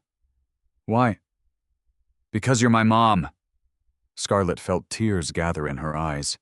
Children often believed they were receiving miracles without realizing they were becoming one. She hugged him tightly. "We're going home." Back inside headquarters, William had not moved. Daniel waited patiently. Finally, he asked, "What now?" William looked toward the empty entrance. "I was wrong." Daniel smiled slightly. "About what?" "I believed integrity was disappearing." He held up the old wallet. "It wasn't. I just stopped looking in the right places." Daniel nodded. "She reminded you of Eleanor?" William smiled sadly. "No." He looked toward the doors once more. "She reminded me of the man Eleanor married." Daniel didn't respond. He understood. Sometimes grief didn't erase love, it erased recognition. William had spent years becoming someone his younger self would hardly recognize. Tonight a stranger had quietly shown him the road back. The next morning began before sunrise. Scarlett's alarm rang at 4:45. Her body protested immediately. Every muscle ached from yesterday's walk across downtown. She sat on the edge of her bed for a full minute before standing. The apartment was silent. She quietly prepared oatmeal while checking the electric meter through the kitchen window. One more day. Maybe 2. The overdue notice still rested beneath a refrigerator magnet. She folded it in half before Lucas could see it. When he entered the kitchen, rubbing his eyes, he smiled. "Morning." "Morning, buddy." He coughed once, then again. Scarlett noticed immediately. "You okay?" "I'm fine." She wasn't convinced. After breakfast, she checked the nearly empty inhaler, Only one weak dose remained. She closed her eyes briefly. "We'll figure it out." Lucas smiled. "We always do." By 6:30, she was pushing her cleaning cart through the quiet halls of the Cleveland Public Library. The building smelled of old books and fresh coffee. She found comfort there. Books never judged worn shoes. Mrs. Evelyn Parker, the elderly patron she often helped, arrived carrying her usual canvas bag. "Good morning, dear." "Morning, Mrs. Parker." "You look tired." Scarlett laughed softly. "I think the whole city could see that." Mrs. Parker studied her face. "Something happened." Scarlett hesitated. Then, while wiping a reading table, she briefly told the story. Not about the billionaire, not about the reward, simply about finding a wallet and returning it. Mrs. Parker listened quietly. When Scarlett finished, the older woman smiled. "Your father would be proud." Scarlett felt warmth spread through her chest. "I hope so." Mrs. Parker gently touched her arm. "My late husband used to say something." "What was that?" "Honesty pays slowly." Scarlett laughed. "I've never heard that one." "He always added." The older woman smiled knowingly. "But the interest lasts forever." Scarlett carried those words with her for the rest of the morning. Across town, Ashford Logistics headquarters buzzed with its usual efficiency. Executives hurried between meetings, assistants answered ringing phones, delivery schedules covered conference room screens. Yet William Ashford ignored every agenda placed before him. Emily Carter entered his office carrying several folders. "You wanted to see me?" William nodded. "Close the door." She did. Daniel was already seated across from William's desk. Emily noticed the unusual seriousness in the room. "Is everything all right?" William leaned forward. I want to change something." Emily waited. "Our orientation program." She looked surprised. "The training?" "Yes. We've spent years teaching new employees how to move freight." Daniel already knew where this conversation was heading. William continued. "I think we've forgotten to teach them why." Emily frowned thoughtfully. "What do you have in mind?" William slowly removed the old Polaroid from his wallet and placed it on the desk. "I met someone yesterday." Daniel smiled quietly. "I'd like every employee in this company to hear her story." Emily looked from the photograph to William. She had worked beside him for over a decade. She had never seen him speak with this much conviction about a single stranger. She nodded slowly. "I'll redesign the entire orientation if that's what you want." William smiled. "No, I don't want slides. I want Scarlett Gomez." Neither Emily nor Daniel realized that at that exact moment, Scarlett was mopping a library floor across town, completely unaware that one ordinary act of honesty was already changing decisions inside one of the largest logistics companies in the country. 3 days passed. Life, as it often did, refused to pause, simply because something extraordinary had happened. Scarlett still woke before dawn. She still pushed her cleaning cart through the quiet halls of the Cleveland Public Library. She still hurried from one job to the next, while calculating grocery prices in her head and stretching every dollar as far as it would go. Only one thing had changed. Every now and then, while reaching for her keys or searching for a pen, her fingers brushed against the handwritten business card William Ashford had given her. Each time she quietly zipped the pocket shut again. She never called. On Friday afternoon, Lucas's cough returned during recess. The school nurse phoned Scarlett just before 3 o'clock. "Mrs. Gomez." "This is Scarlett." "Lucas is all right." Her heart slowed slightly. "But he's using his inhaler more than I'd like." Scarlett closed her eyes. "I understand. I recommend scheduling an appointment with his pediatrician." "I will." After hanging up, she leaned against the library's supply closet for a moment. She already knew what the doctor would say. Refill the prescription, monitor his breathing, avoid delaying treatment. All sensible advice, all expensive. Mrs. Evelyn Parker happened to walk by. "Everything all right, dear?" Scarlett smiled automatically. "It will be." The older woman looked unconvinced, but chose not to press further. Instead, she reached into her handbag. "I was bringing these back." She handed Scarlett 3 children's books. "I think Lucas might enjoy them." Scarlett accepted them gratefully. "He'll love them." Mrs. Parker smiled. "We can't always solve someone's biggest problem. But sometimes we can lighten the bag they're carrying." Scarlett thought of William's photograph. Character is what you carry when no one carries you. Maybe kindness worked the same way. Across town, William Ashford was becoming increasingly impatient. Daniel stepped into his office carrying a folder. "Still nothing?" William looked up. "She hasn't called." "No." Emily Carter entered moments later. "The new employee orientation is ready." William nodded absent-mindedly. Emily smiled knowingly. "You're not listening." "I'm trying." "No." She sat across from him. "You're waiting." William admitted it. "Yes." Emily folded her hands. "May I offer an opinion?" "You usually do." She laughed. "If she's who you believe she is." William waited. She won't call because she's looking for an opportunity. She'll call only if she believes she has something valuable to contribute." Daniel nodded. "That sounds exactly right." William sighed. "So, what do I do?" Emily smiled. "You stop waiting." That evening, as Scarlett prepared for her dinner shift at the Maple Street Diner, the restaurant buzzed with its usual Friday energy. Families filled booths, construction workers crowded the counter, teenagers laughed over milkshakes. Scarlett moved quickly between tables despite the ache in her feet. Her manager, Frank Donnelly, waved her over. "Scarlett." "Yeah." "Table 12 specifically requested you." She frowned. "I don't think I know them." Frank shrugged. "They asked by description."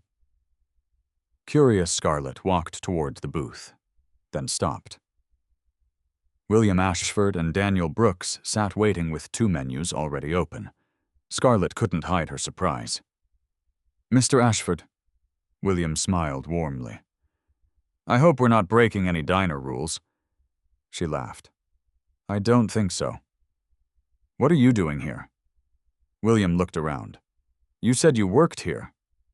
"So." Daniel finished the sentence with a grin. "We came for dinner." Scarlett shook her head, smiling despite herself. "I'll be your server." William nodded. "I was hoping you would." She took out her notepad. "What can I get you?" William looked up. "Before we order—" He paused. "Have you thought about my invitation?" Scarlett smiled apologetically. "I have." "And?" "I don't think I'm the right person." William expected that answer. "Why?" "I've never spoken in front of business executives. I barely finished community college. I clean buildings. I wait tables." William listened patiently. "When I look at your employees," she continued, "I imagine they need someone much more accomplished." William leaned back. "May I ask you a question?" She nodded. "When you taught Lucas not to keep my wallet, were you reading from a textbook?" She smiled. "No."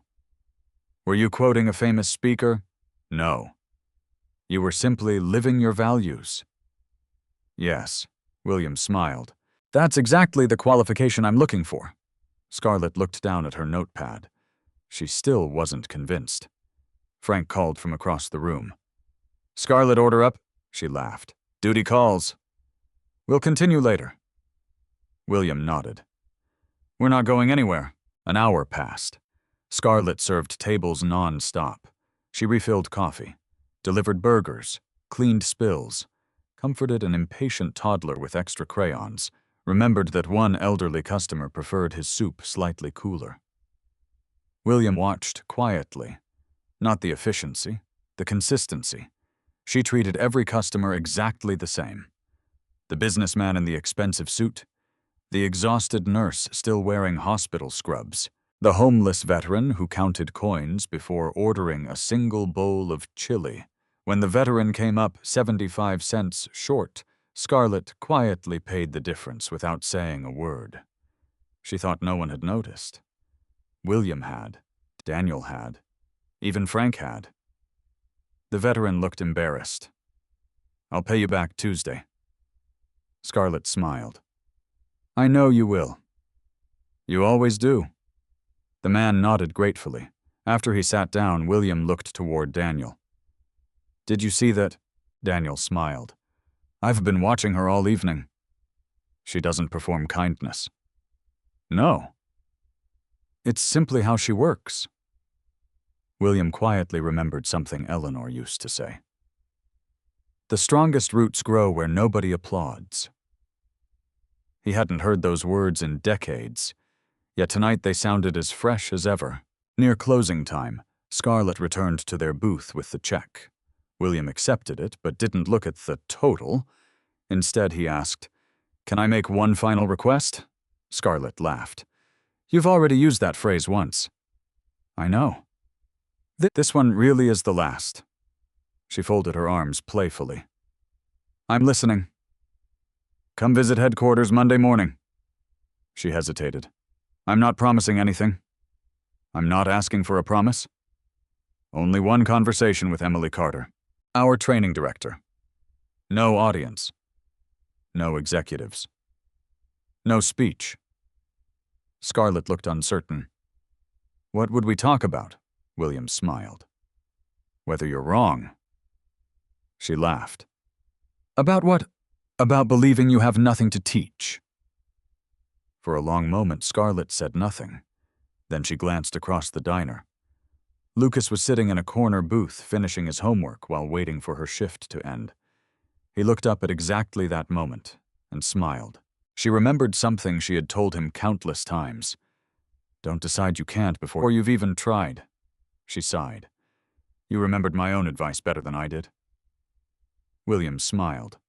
"I've been paying attention." Scarlett reached into her apron pocket and found the handwritten business card she had carried for days. She placed it gently on the table. "I almost threw this away." "I'm glad you didn't." She looked at William. "I'll come Monday." William's smile broadened. "That's all I wanted."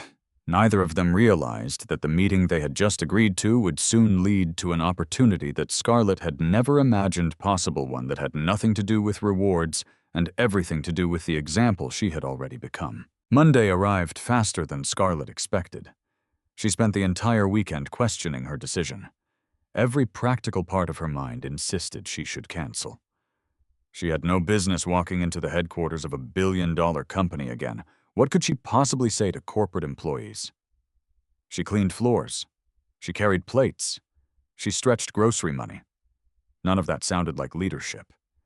Yet every time she considered calling to cancel, she remembered Lucas's words. "Don't decide you can't before you've even tried." On Monday morning, she requested 2 unpaid hours away from the library. Frank agreed to watch Lucas after school later that afternoon so she could attend the meeting.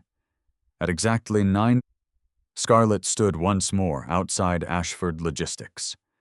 This time the sky was bright blue. The building looked just as enormous as before. She took a deep breath, then walked inside.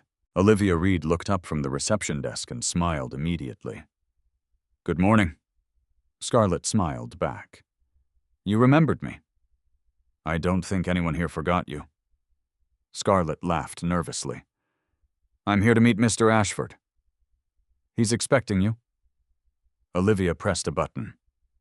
"Mr. Brooks, Ms. Gomez has arrived." Daniel appeared less than a minute later. "Good morning." "Good morning." He extended his hand warmly. "I'm glad you came." "I almost didn't." Daniel smiled. "William said you might say that." He led her through hallways she hadn't seen during her first visit. Glass meeting rooms lined both sides. Employees hurried past carrying laptops and coffee. Several greeted Daniel respectfully. Scarlett quietly admired the photographs hanging along the walls. They showed truck drivers, warehouse workers, dock crews, pilots, mechanics, not executives. Daniel noticed her attention. William insisted on that. What? He says companies are built from loading docks upward. Scarlett smiled.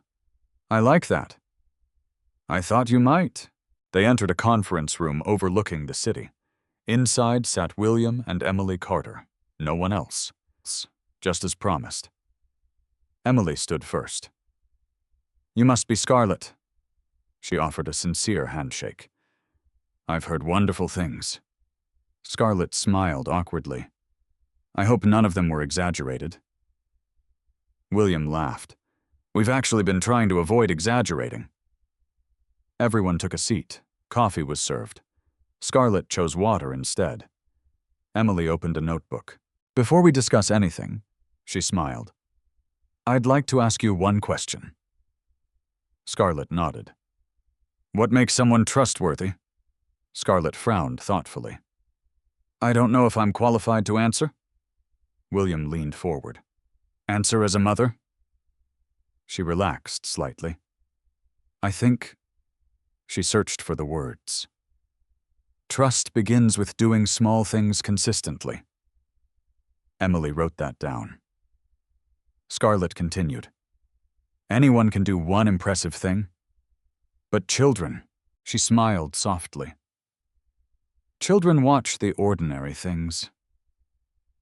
They notice whether you return your shopping cart. They notice whether you tell the cashier they gave you too much change. They notice whether you're kind to people who can't help you. William quietly exchanged a glance with Emily. Neither interrupted. Scarlett wasn't giving a speech. She was simply explaining the life she lived. Emily asked another question. When did you teach Lucas about honesty? Scarlett laughed. I honestly don't remember. Why not? Because I never scheduled a lesson. She folded her hands. It happened one grocery store at a time. One bus ride. One conversation. One mistake. Emily looked interested. Mistake? Scarlett nodded. When Lucas was 5, I accidentally walked out of a store without paying for a loaf of bread. Emily looked surprised. What happened? I didn't realize until I reached the parking lot. What did you do? I walked back. She smiled. The cashier hadn't even noticed. William asked quietly, Did Lucas? Scarlett laughed. Oh, yes. He asked why we were going back. What did you tell him? I told him. She smiled as the memory returned. Because the kind of person we become is more expensive than the bread. Silence settled over the room. Emily slowly closed her notebook. I wish every parent thought that way. Scarlett shook her head. I make plenty of mistakes.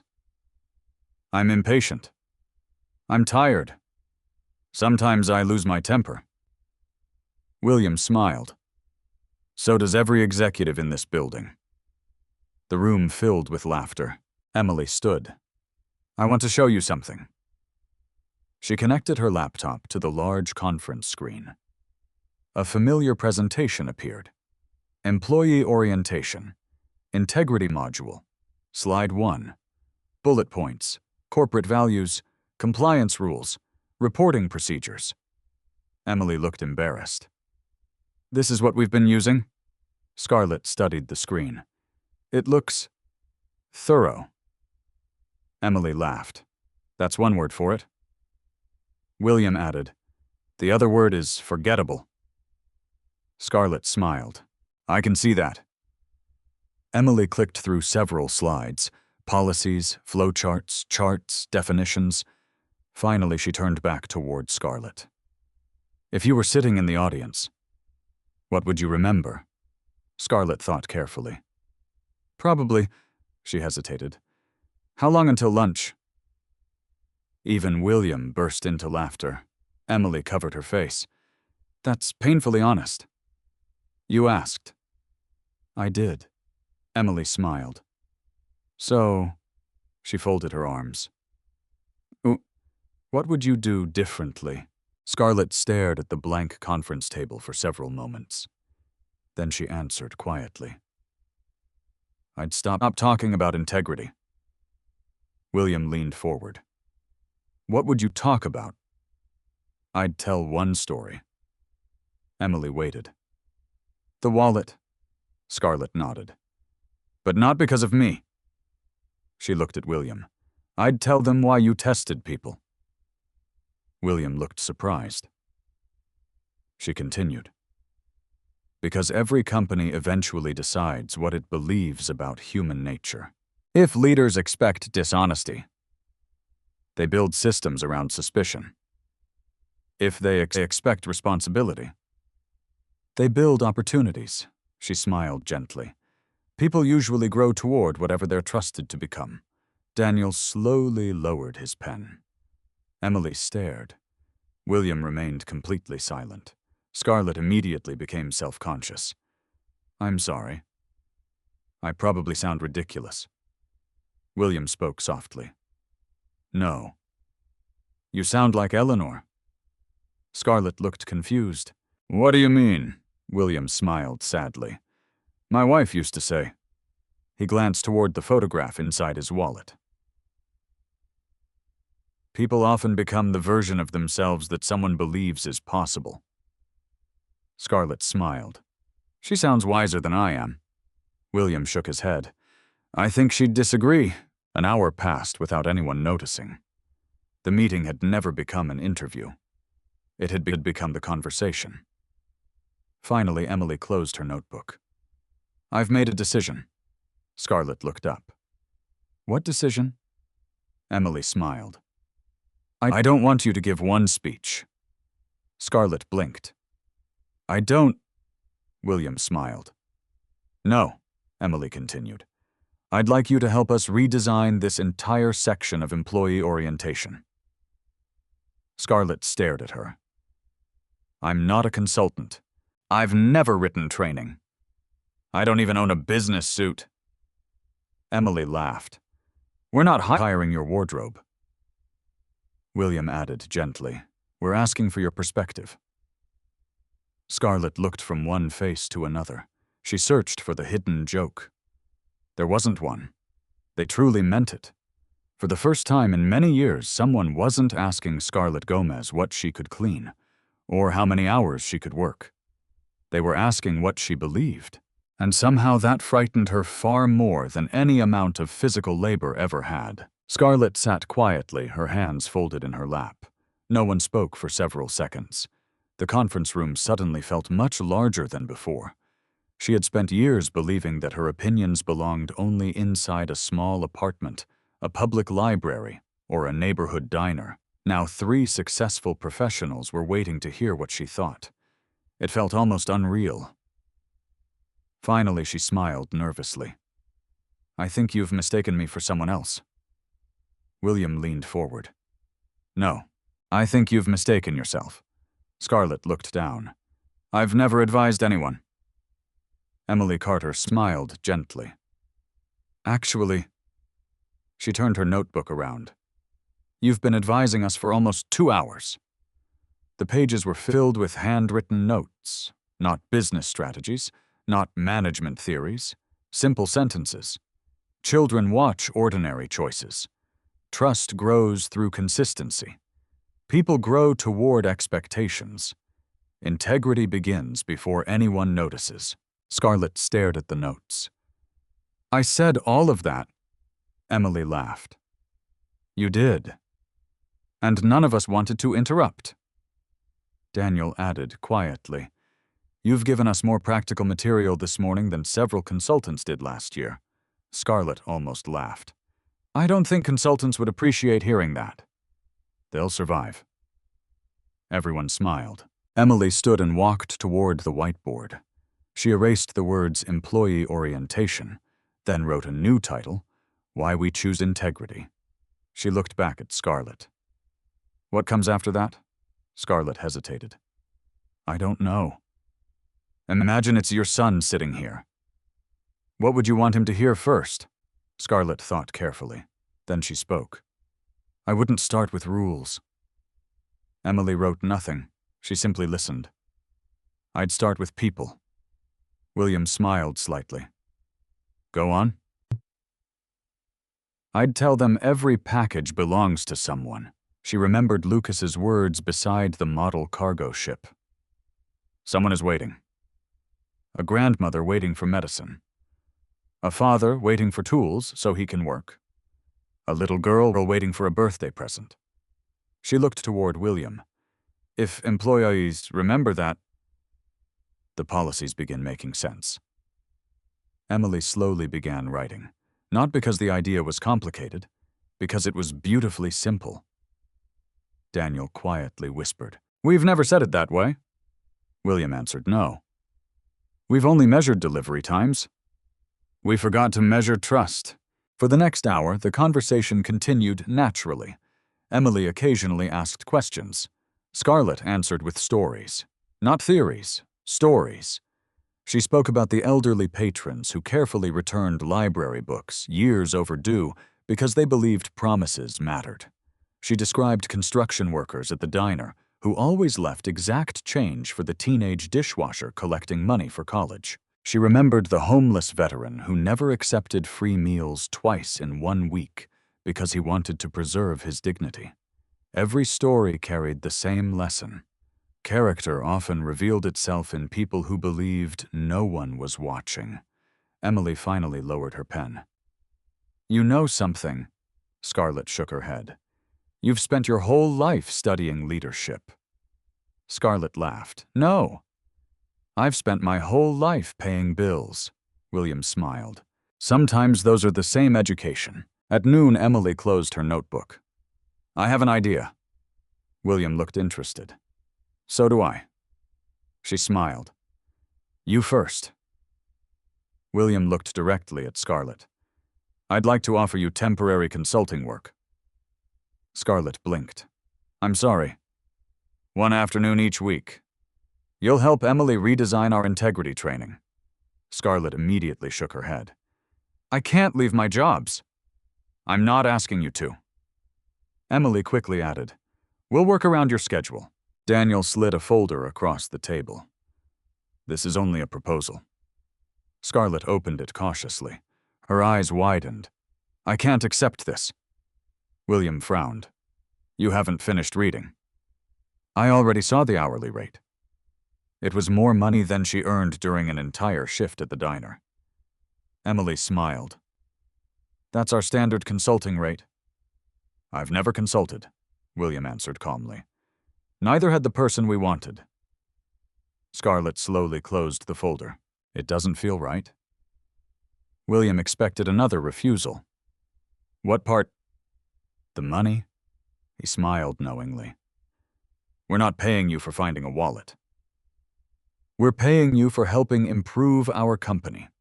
Scarlett remained uncertain. William continued. "If we hire outside consultants, we pay them. If we ask you to do meaningful work, we pay you. Otherwise, we're taking advantage of your generosity." Scarlett looked at him for a long time. That sentence changed something. She had spent years refusing help because she feared becoming dependent. This wasn't help. It was work. Honest work. Emily quietly added, "And you'll have a written contract. No special treatment. The same respect we'd give anyone else." Scarlett slowly nodded. "I'd like to read everything carefully." William smiled. "I was hoping you'd say that." Later that afternoon, Scarlett walked Lucas home from school. He noticed immediately that she looked different, not happier, lighter. "How did it go?" She smiled. "I talked." "That's all." "I talked a lot." Lucas laughed. "They let you?" "They kept asking questions." He looked surprised. "What kind?" She thought for a moment. "The kind that made me realize people sometimes value things you don't even notice about yourself." Lucas frowned thoughtfully. "I already knew that." Scarlett smiled. "You did," he nodded. "You always explain things." "To me?" "To Grandma Parker?" "To people at the diner."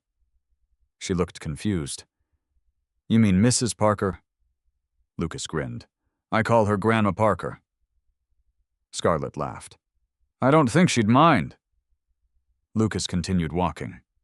You make people feel better. I thought everybody knew. Scarlett stopped for a moment. Children often accepted truths that adults spent years overlooking. That evening, Scarlett carefully read every page of the proposed agreement after Lucas had fallen asleep. Nothing looked suspicious. No hidden conditions, no publicity, no expectation that she quit either job. She would work one afternoon each week, helping redesign employee orientation. She closed the folder, then opened it again. Attached to the final page was a handwritten note from William. Not everything valuable is learned in a boardroom. Thank you for reminding me. She smiled quietly. The following morning, William gathered Ashford Logistics' executive leadership team. About 20 department heads filled the conference room. Most expected another quarterly operations meeting. Instead, William walked to the front carrying only his old leather wallet. He placed it on the table. I'd like to tell you a story. Several executives exchanged confused looks. For the next 15 minutes, William described the evening he had dropped his wallet. He spoke about the rain, the walk, the refusal of the reward, the sentence that had stayed with him. Because my son was watching. When he finished, the room remained silent. Finally, one senior vice president asked, So, what happened afterward? William smiled. I hired the teacher. The executives looked puzzled. We already have a training department. William glanced toward Emily. We do. And now we also have someone who reminds us why integrity matters before we explain how. Outside the conference room, Emily happened to see Scarlett walking toward the elevator with the signed consulting agreement in her hands. She smiled to herself. The executives still believed Ashford Logistics had hired a consultant. Only a handful of people understood the truth. The company hadn't found an expert. It had finally found the voice it had been missing all along. The first workshop was scheduled for the following Thursday. Emily deliberately kept it small. Only 12 newly hired employees, truck dispatchers, warehouse supervisors, customer service representatives, a maintenance technician, 2 recent college graduates, 1 veteran driver returning after military service. No executives, no audience, no publicity. If we're changing the culture, Emily had told William, we should begin where the culture actually lives. William agreed. Scarlett almost canceled twice before the session. She stared at the simple navy blouse hanging on her bedroom door. It was the nicest thing she owned. Lucas walked into the room carrying his backpack. You look nervous. I am, he smiled. Good, she laughed. Good. You always tell me brave people get nervous. They just don't let nervousness choose for them. Scarlett covered her face with one hand. I really said that. You say lots of smart things. I mostly repeat Grandpa. Lucas shrugged. Maybe Grandpa repeats through you. She hugged him tightly. I'll be home before dinner. I know. As she reached the apartment door, Lucas called after her. Mom. She turned. Remember. What? You aren't going there because you're important. She smiled. Then why? You're going because you're honest. The words stayed with her during the entire drive downtown, inside Ashford Logistics. Emily welcomed the new employees. Most expected a routine orientation. Coffee. Paperwork, company policies, benefits, safety regulations. Instead, the first slide on the screen contained only one sentence. Every delivery begins with a promise. The employees exchanged curious glances. Emily smiled. Today we're trying something different. She looked towards the back of the room. I'd like you to meet someone. Scarlett stepped forward. Her hands trembled slightly. William and Daniel watched quietly through the observation window next door. Only Emily knew they were there. Scarlett stood silently for a moment. Then she smiled. I'm not here because I'm successful. Several people looked surprised. I'm here because I found a wallet. Soft laughter spread across the room. The tension eased immediately. She continued. I almost didn't come today. Public speaking scares me. So if I seem nervous, she smiled again. It's because I am. One of the warehouse supervisors raised his hand. Us too. Everyone laughed. Scarlett relaxed. She didn't begin with the wallet. Instead, she asked a question. How many of you have ever waited for something important to arrive? Every hand went up. A paycheck. My daughter's birthday gift. My military papers. My mother's medicine. My wedding suit. People began answering one after another. Scarlett nodded. Exactly. She walked slowly across the room. When I first visited this building, I saw a model ship. My son said something. She paused. He said every package belongs to somebody who's waiting. Silence settled gently over the room. I haven't stopped thinking about that. She looked around. If you're unloading trucks, someone is waiting.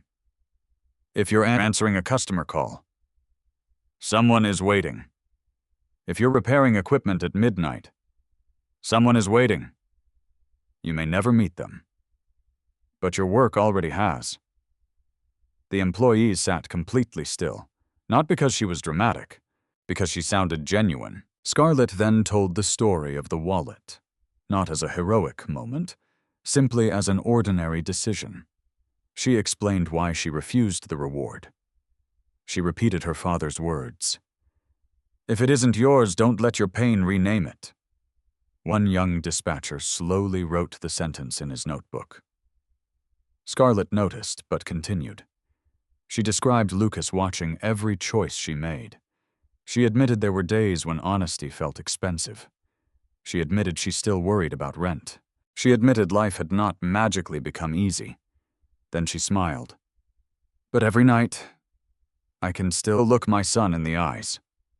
And that's worth protecting. No one spoke.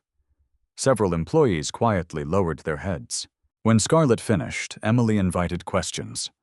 A young customer service representative spoke first. My father always said companies only care about profits. She hesitated. Why do you think Mr. Ashford cares about this? Scarlett smiled honestly. You should ask him. The room laughed. But here's what I learned. She looked toward the observation window without realizing William stood behind it. Leaders are human. They can become discouraged. They can lose faith. They can also choose to find it again. Behind the glass, William quietly looked down. Daniel whispered, She's talking about you. William smiled. I know. And she's being kinder than I deserve. Another employee raised his hand. What if everyone else around you is cutting corners? Scarlett answered without hesitation. My father used to repair city buses.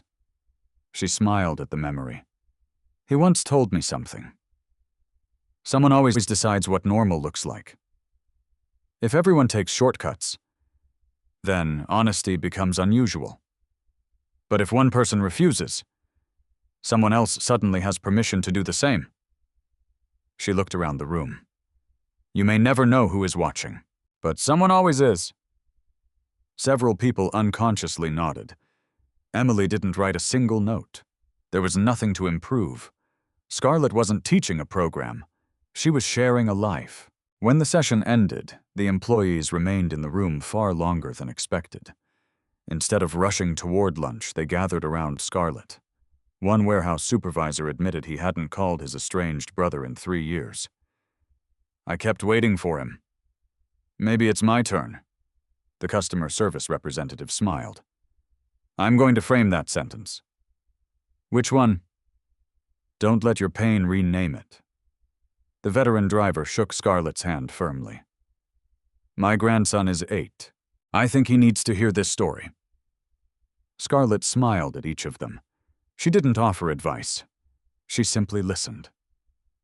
Emily watched from a distance, with tears quietly forming in her eyes.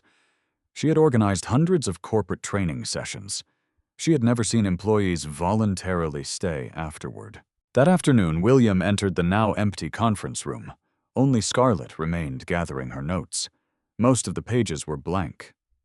He smiled. "I noticed." She looked confused.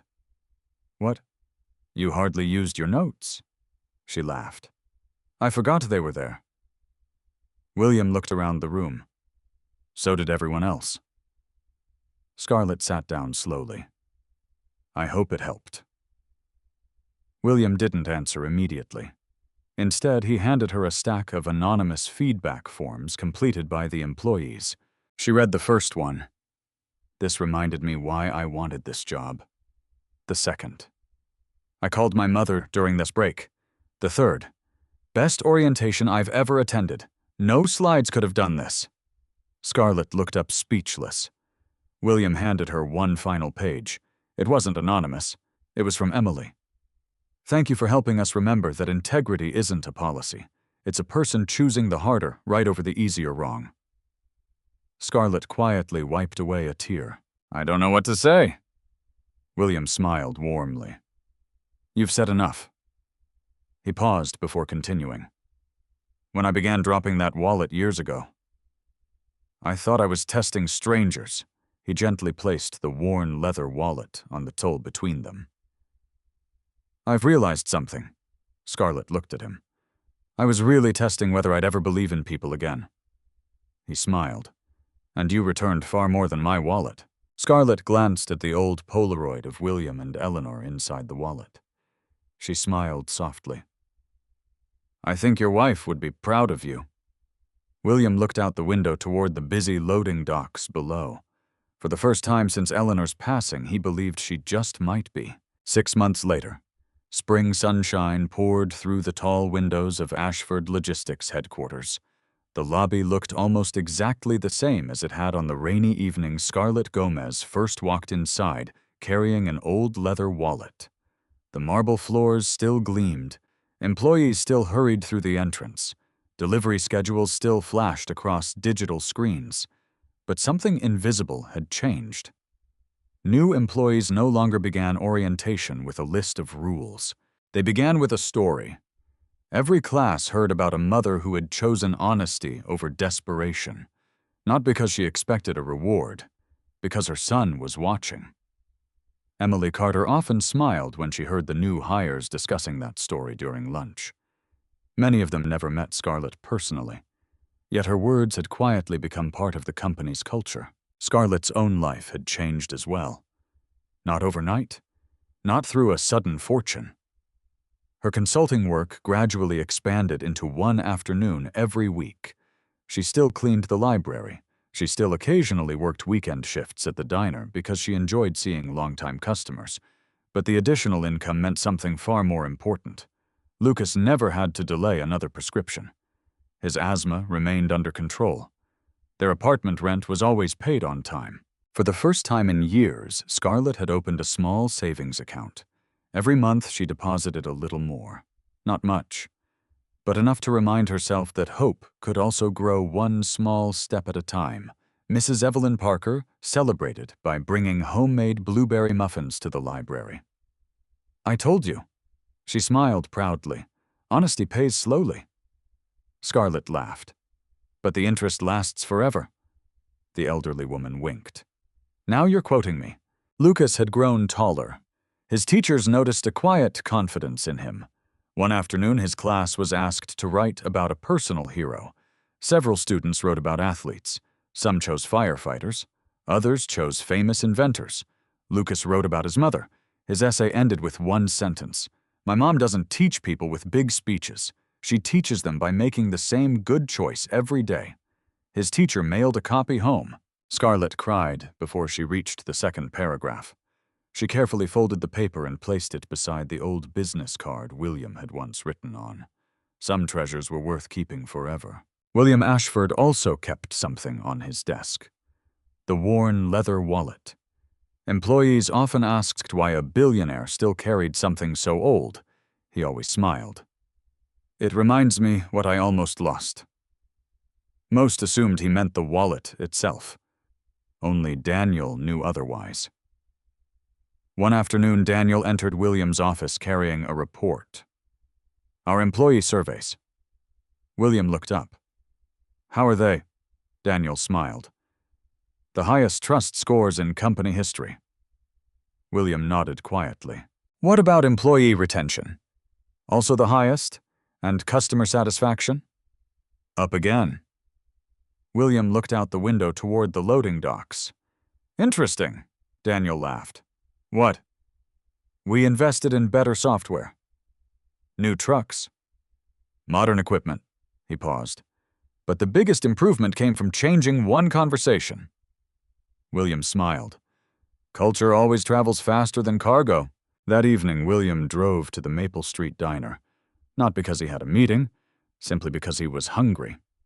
Scarlett happened to be finishing a short shift. She brought him coffee. You're becoming a regular. William smiled. I've developed expensive taste. She laughed.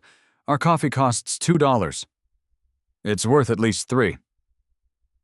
They both smiled. After a comfortable silence, William looked around the diner. You know. What? I used to think success meant building the biggest company. Scarlett waited. Now I think success is leaving people better than you found them. She nodded. My father would have liked that. William smiled. I wish I'd met him. I think you did. He looked puzzled. When? Through me. William's eyes softened. And I met Eleanor through you. Neither of them spoke for a while. Some conversations needed no additional words. Later that week, Ashford Logistics held its annual company gathering. Thousands of employees attended. William stood on the stage after announcing awards and company achievements. Before leaving the microphone, he cleared his throat. I have one more recognition. Scarlett, sitting quietly near the back beside Emily and Daniel, looked confused. William smiled toward the audience. Most people believe leadership begins with a title. He slowly shook his head. I disagree. I believe leadership begins with a decision. The large screen behind him displayed a simple photograph. Not of a boardroom, not of company headquarters. It showed an ordinary woman walking beside a young boy on a rainy sidewalk, taken by a security camera months earlier. No one could see their faces clearly, only their silhouettes. William continued. Several months ago, a mother returned something that belonged to me. I thought she was giving back a wallet. He smiled. I later realized she returned something much more valuable. My faith that ordinary people still choose extraordinary character. He looked toward Scarlett. I hope she'll forgive me for mentioning her. The audience turned. Scarlett's cheeks turned bright red. She wanted to disappear beneath the chair. William laughed gently. Stand up for just a moment. Emily squeezed Scarlett's hand. You've earned this. Slowly, reluctantly, Scarlett stood. Thousands of employees applauded. She didn't wave. She simply smiled shyly. When the applause finally faded, William said one last thing. Character is what you carry when no one carries you. Our company didn't invent those words, but we intend to live by them. The room rose in a standing ovation, not for wealth, not for power, for integrity. That night, after putting Lucas to bed, Scarlett stood on the apartment balcony watching the city lights. Lucas walked outside carrying 2 mugs of hot chocolate. I made yours. She accepted it. Thank you. They stood together in comfortable silence. Finally, Lucas asked, Do you ever think about what would have happened if you'd kept that wallet? Scarlett smiled.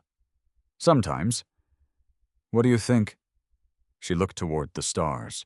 I think we'd probably have had a little more money for 1 week. Lucas nodded. And after that? She'd wrapped an arm around his shoulders. After that, I would have had much less of the person I wanted to be. Lucas smiled.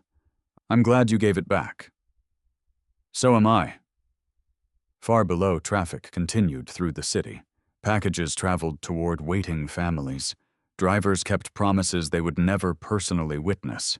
And somewhere inside an old leather wallet beside a faded Polaroid of William and Eleanor rested a simple reminder that one honest choice made by an ordinary single mother had changed far more lives than anyone could have imagined. The greatest wealth Scarlett Gomez ever received was never found inside that wallet. It was discovering that the values she quietly lived each day were valuable enough to inspire others. Sometimes the world changes because powerful people make extraordinary decisions, but just as often it changes because an ordinary person chooses to do the right thing when no one expects it. Every day, life quietly gives us opportunities to reveal who we truly are. Most of those moments will never make headlines. No one will applaud when we return a lost wallet, keep a promise that costs us something, or choose honesty when taking the easier path seems tempting. Yet those ordinary decisions shape our character far more than the extraordinary moments we spend waiting for. As Scarlett's journey reminds us, integrity is not about being perfect or wealthy. It is about refusing to let hardship change the kind of person we choose to become.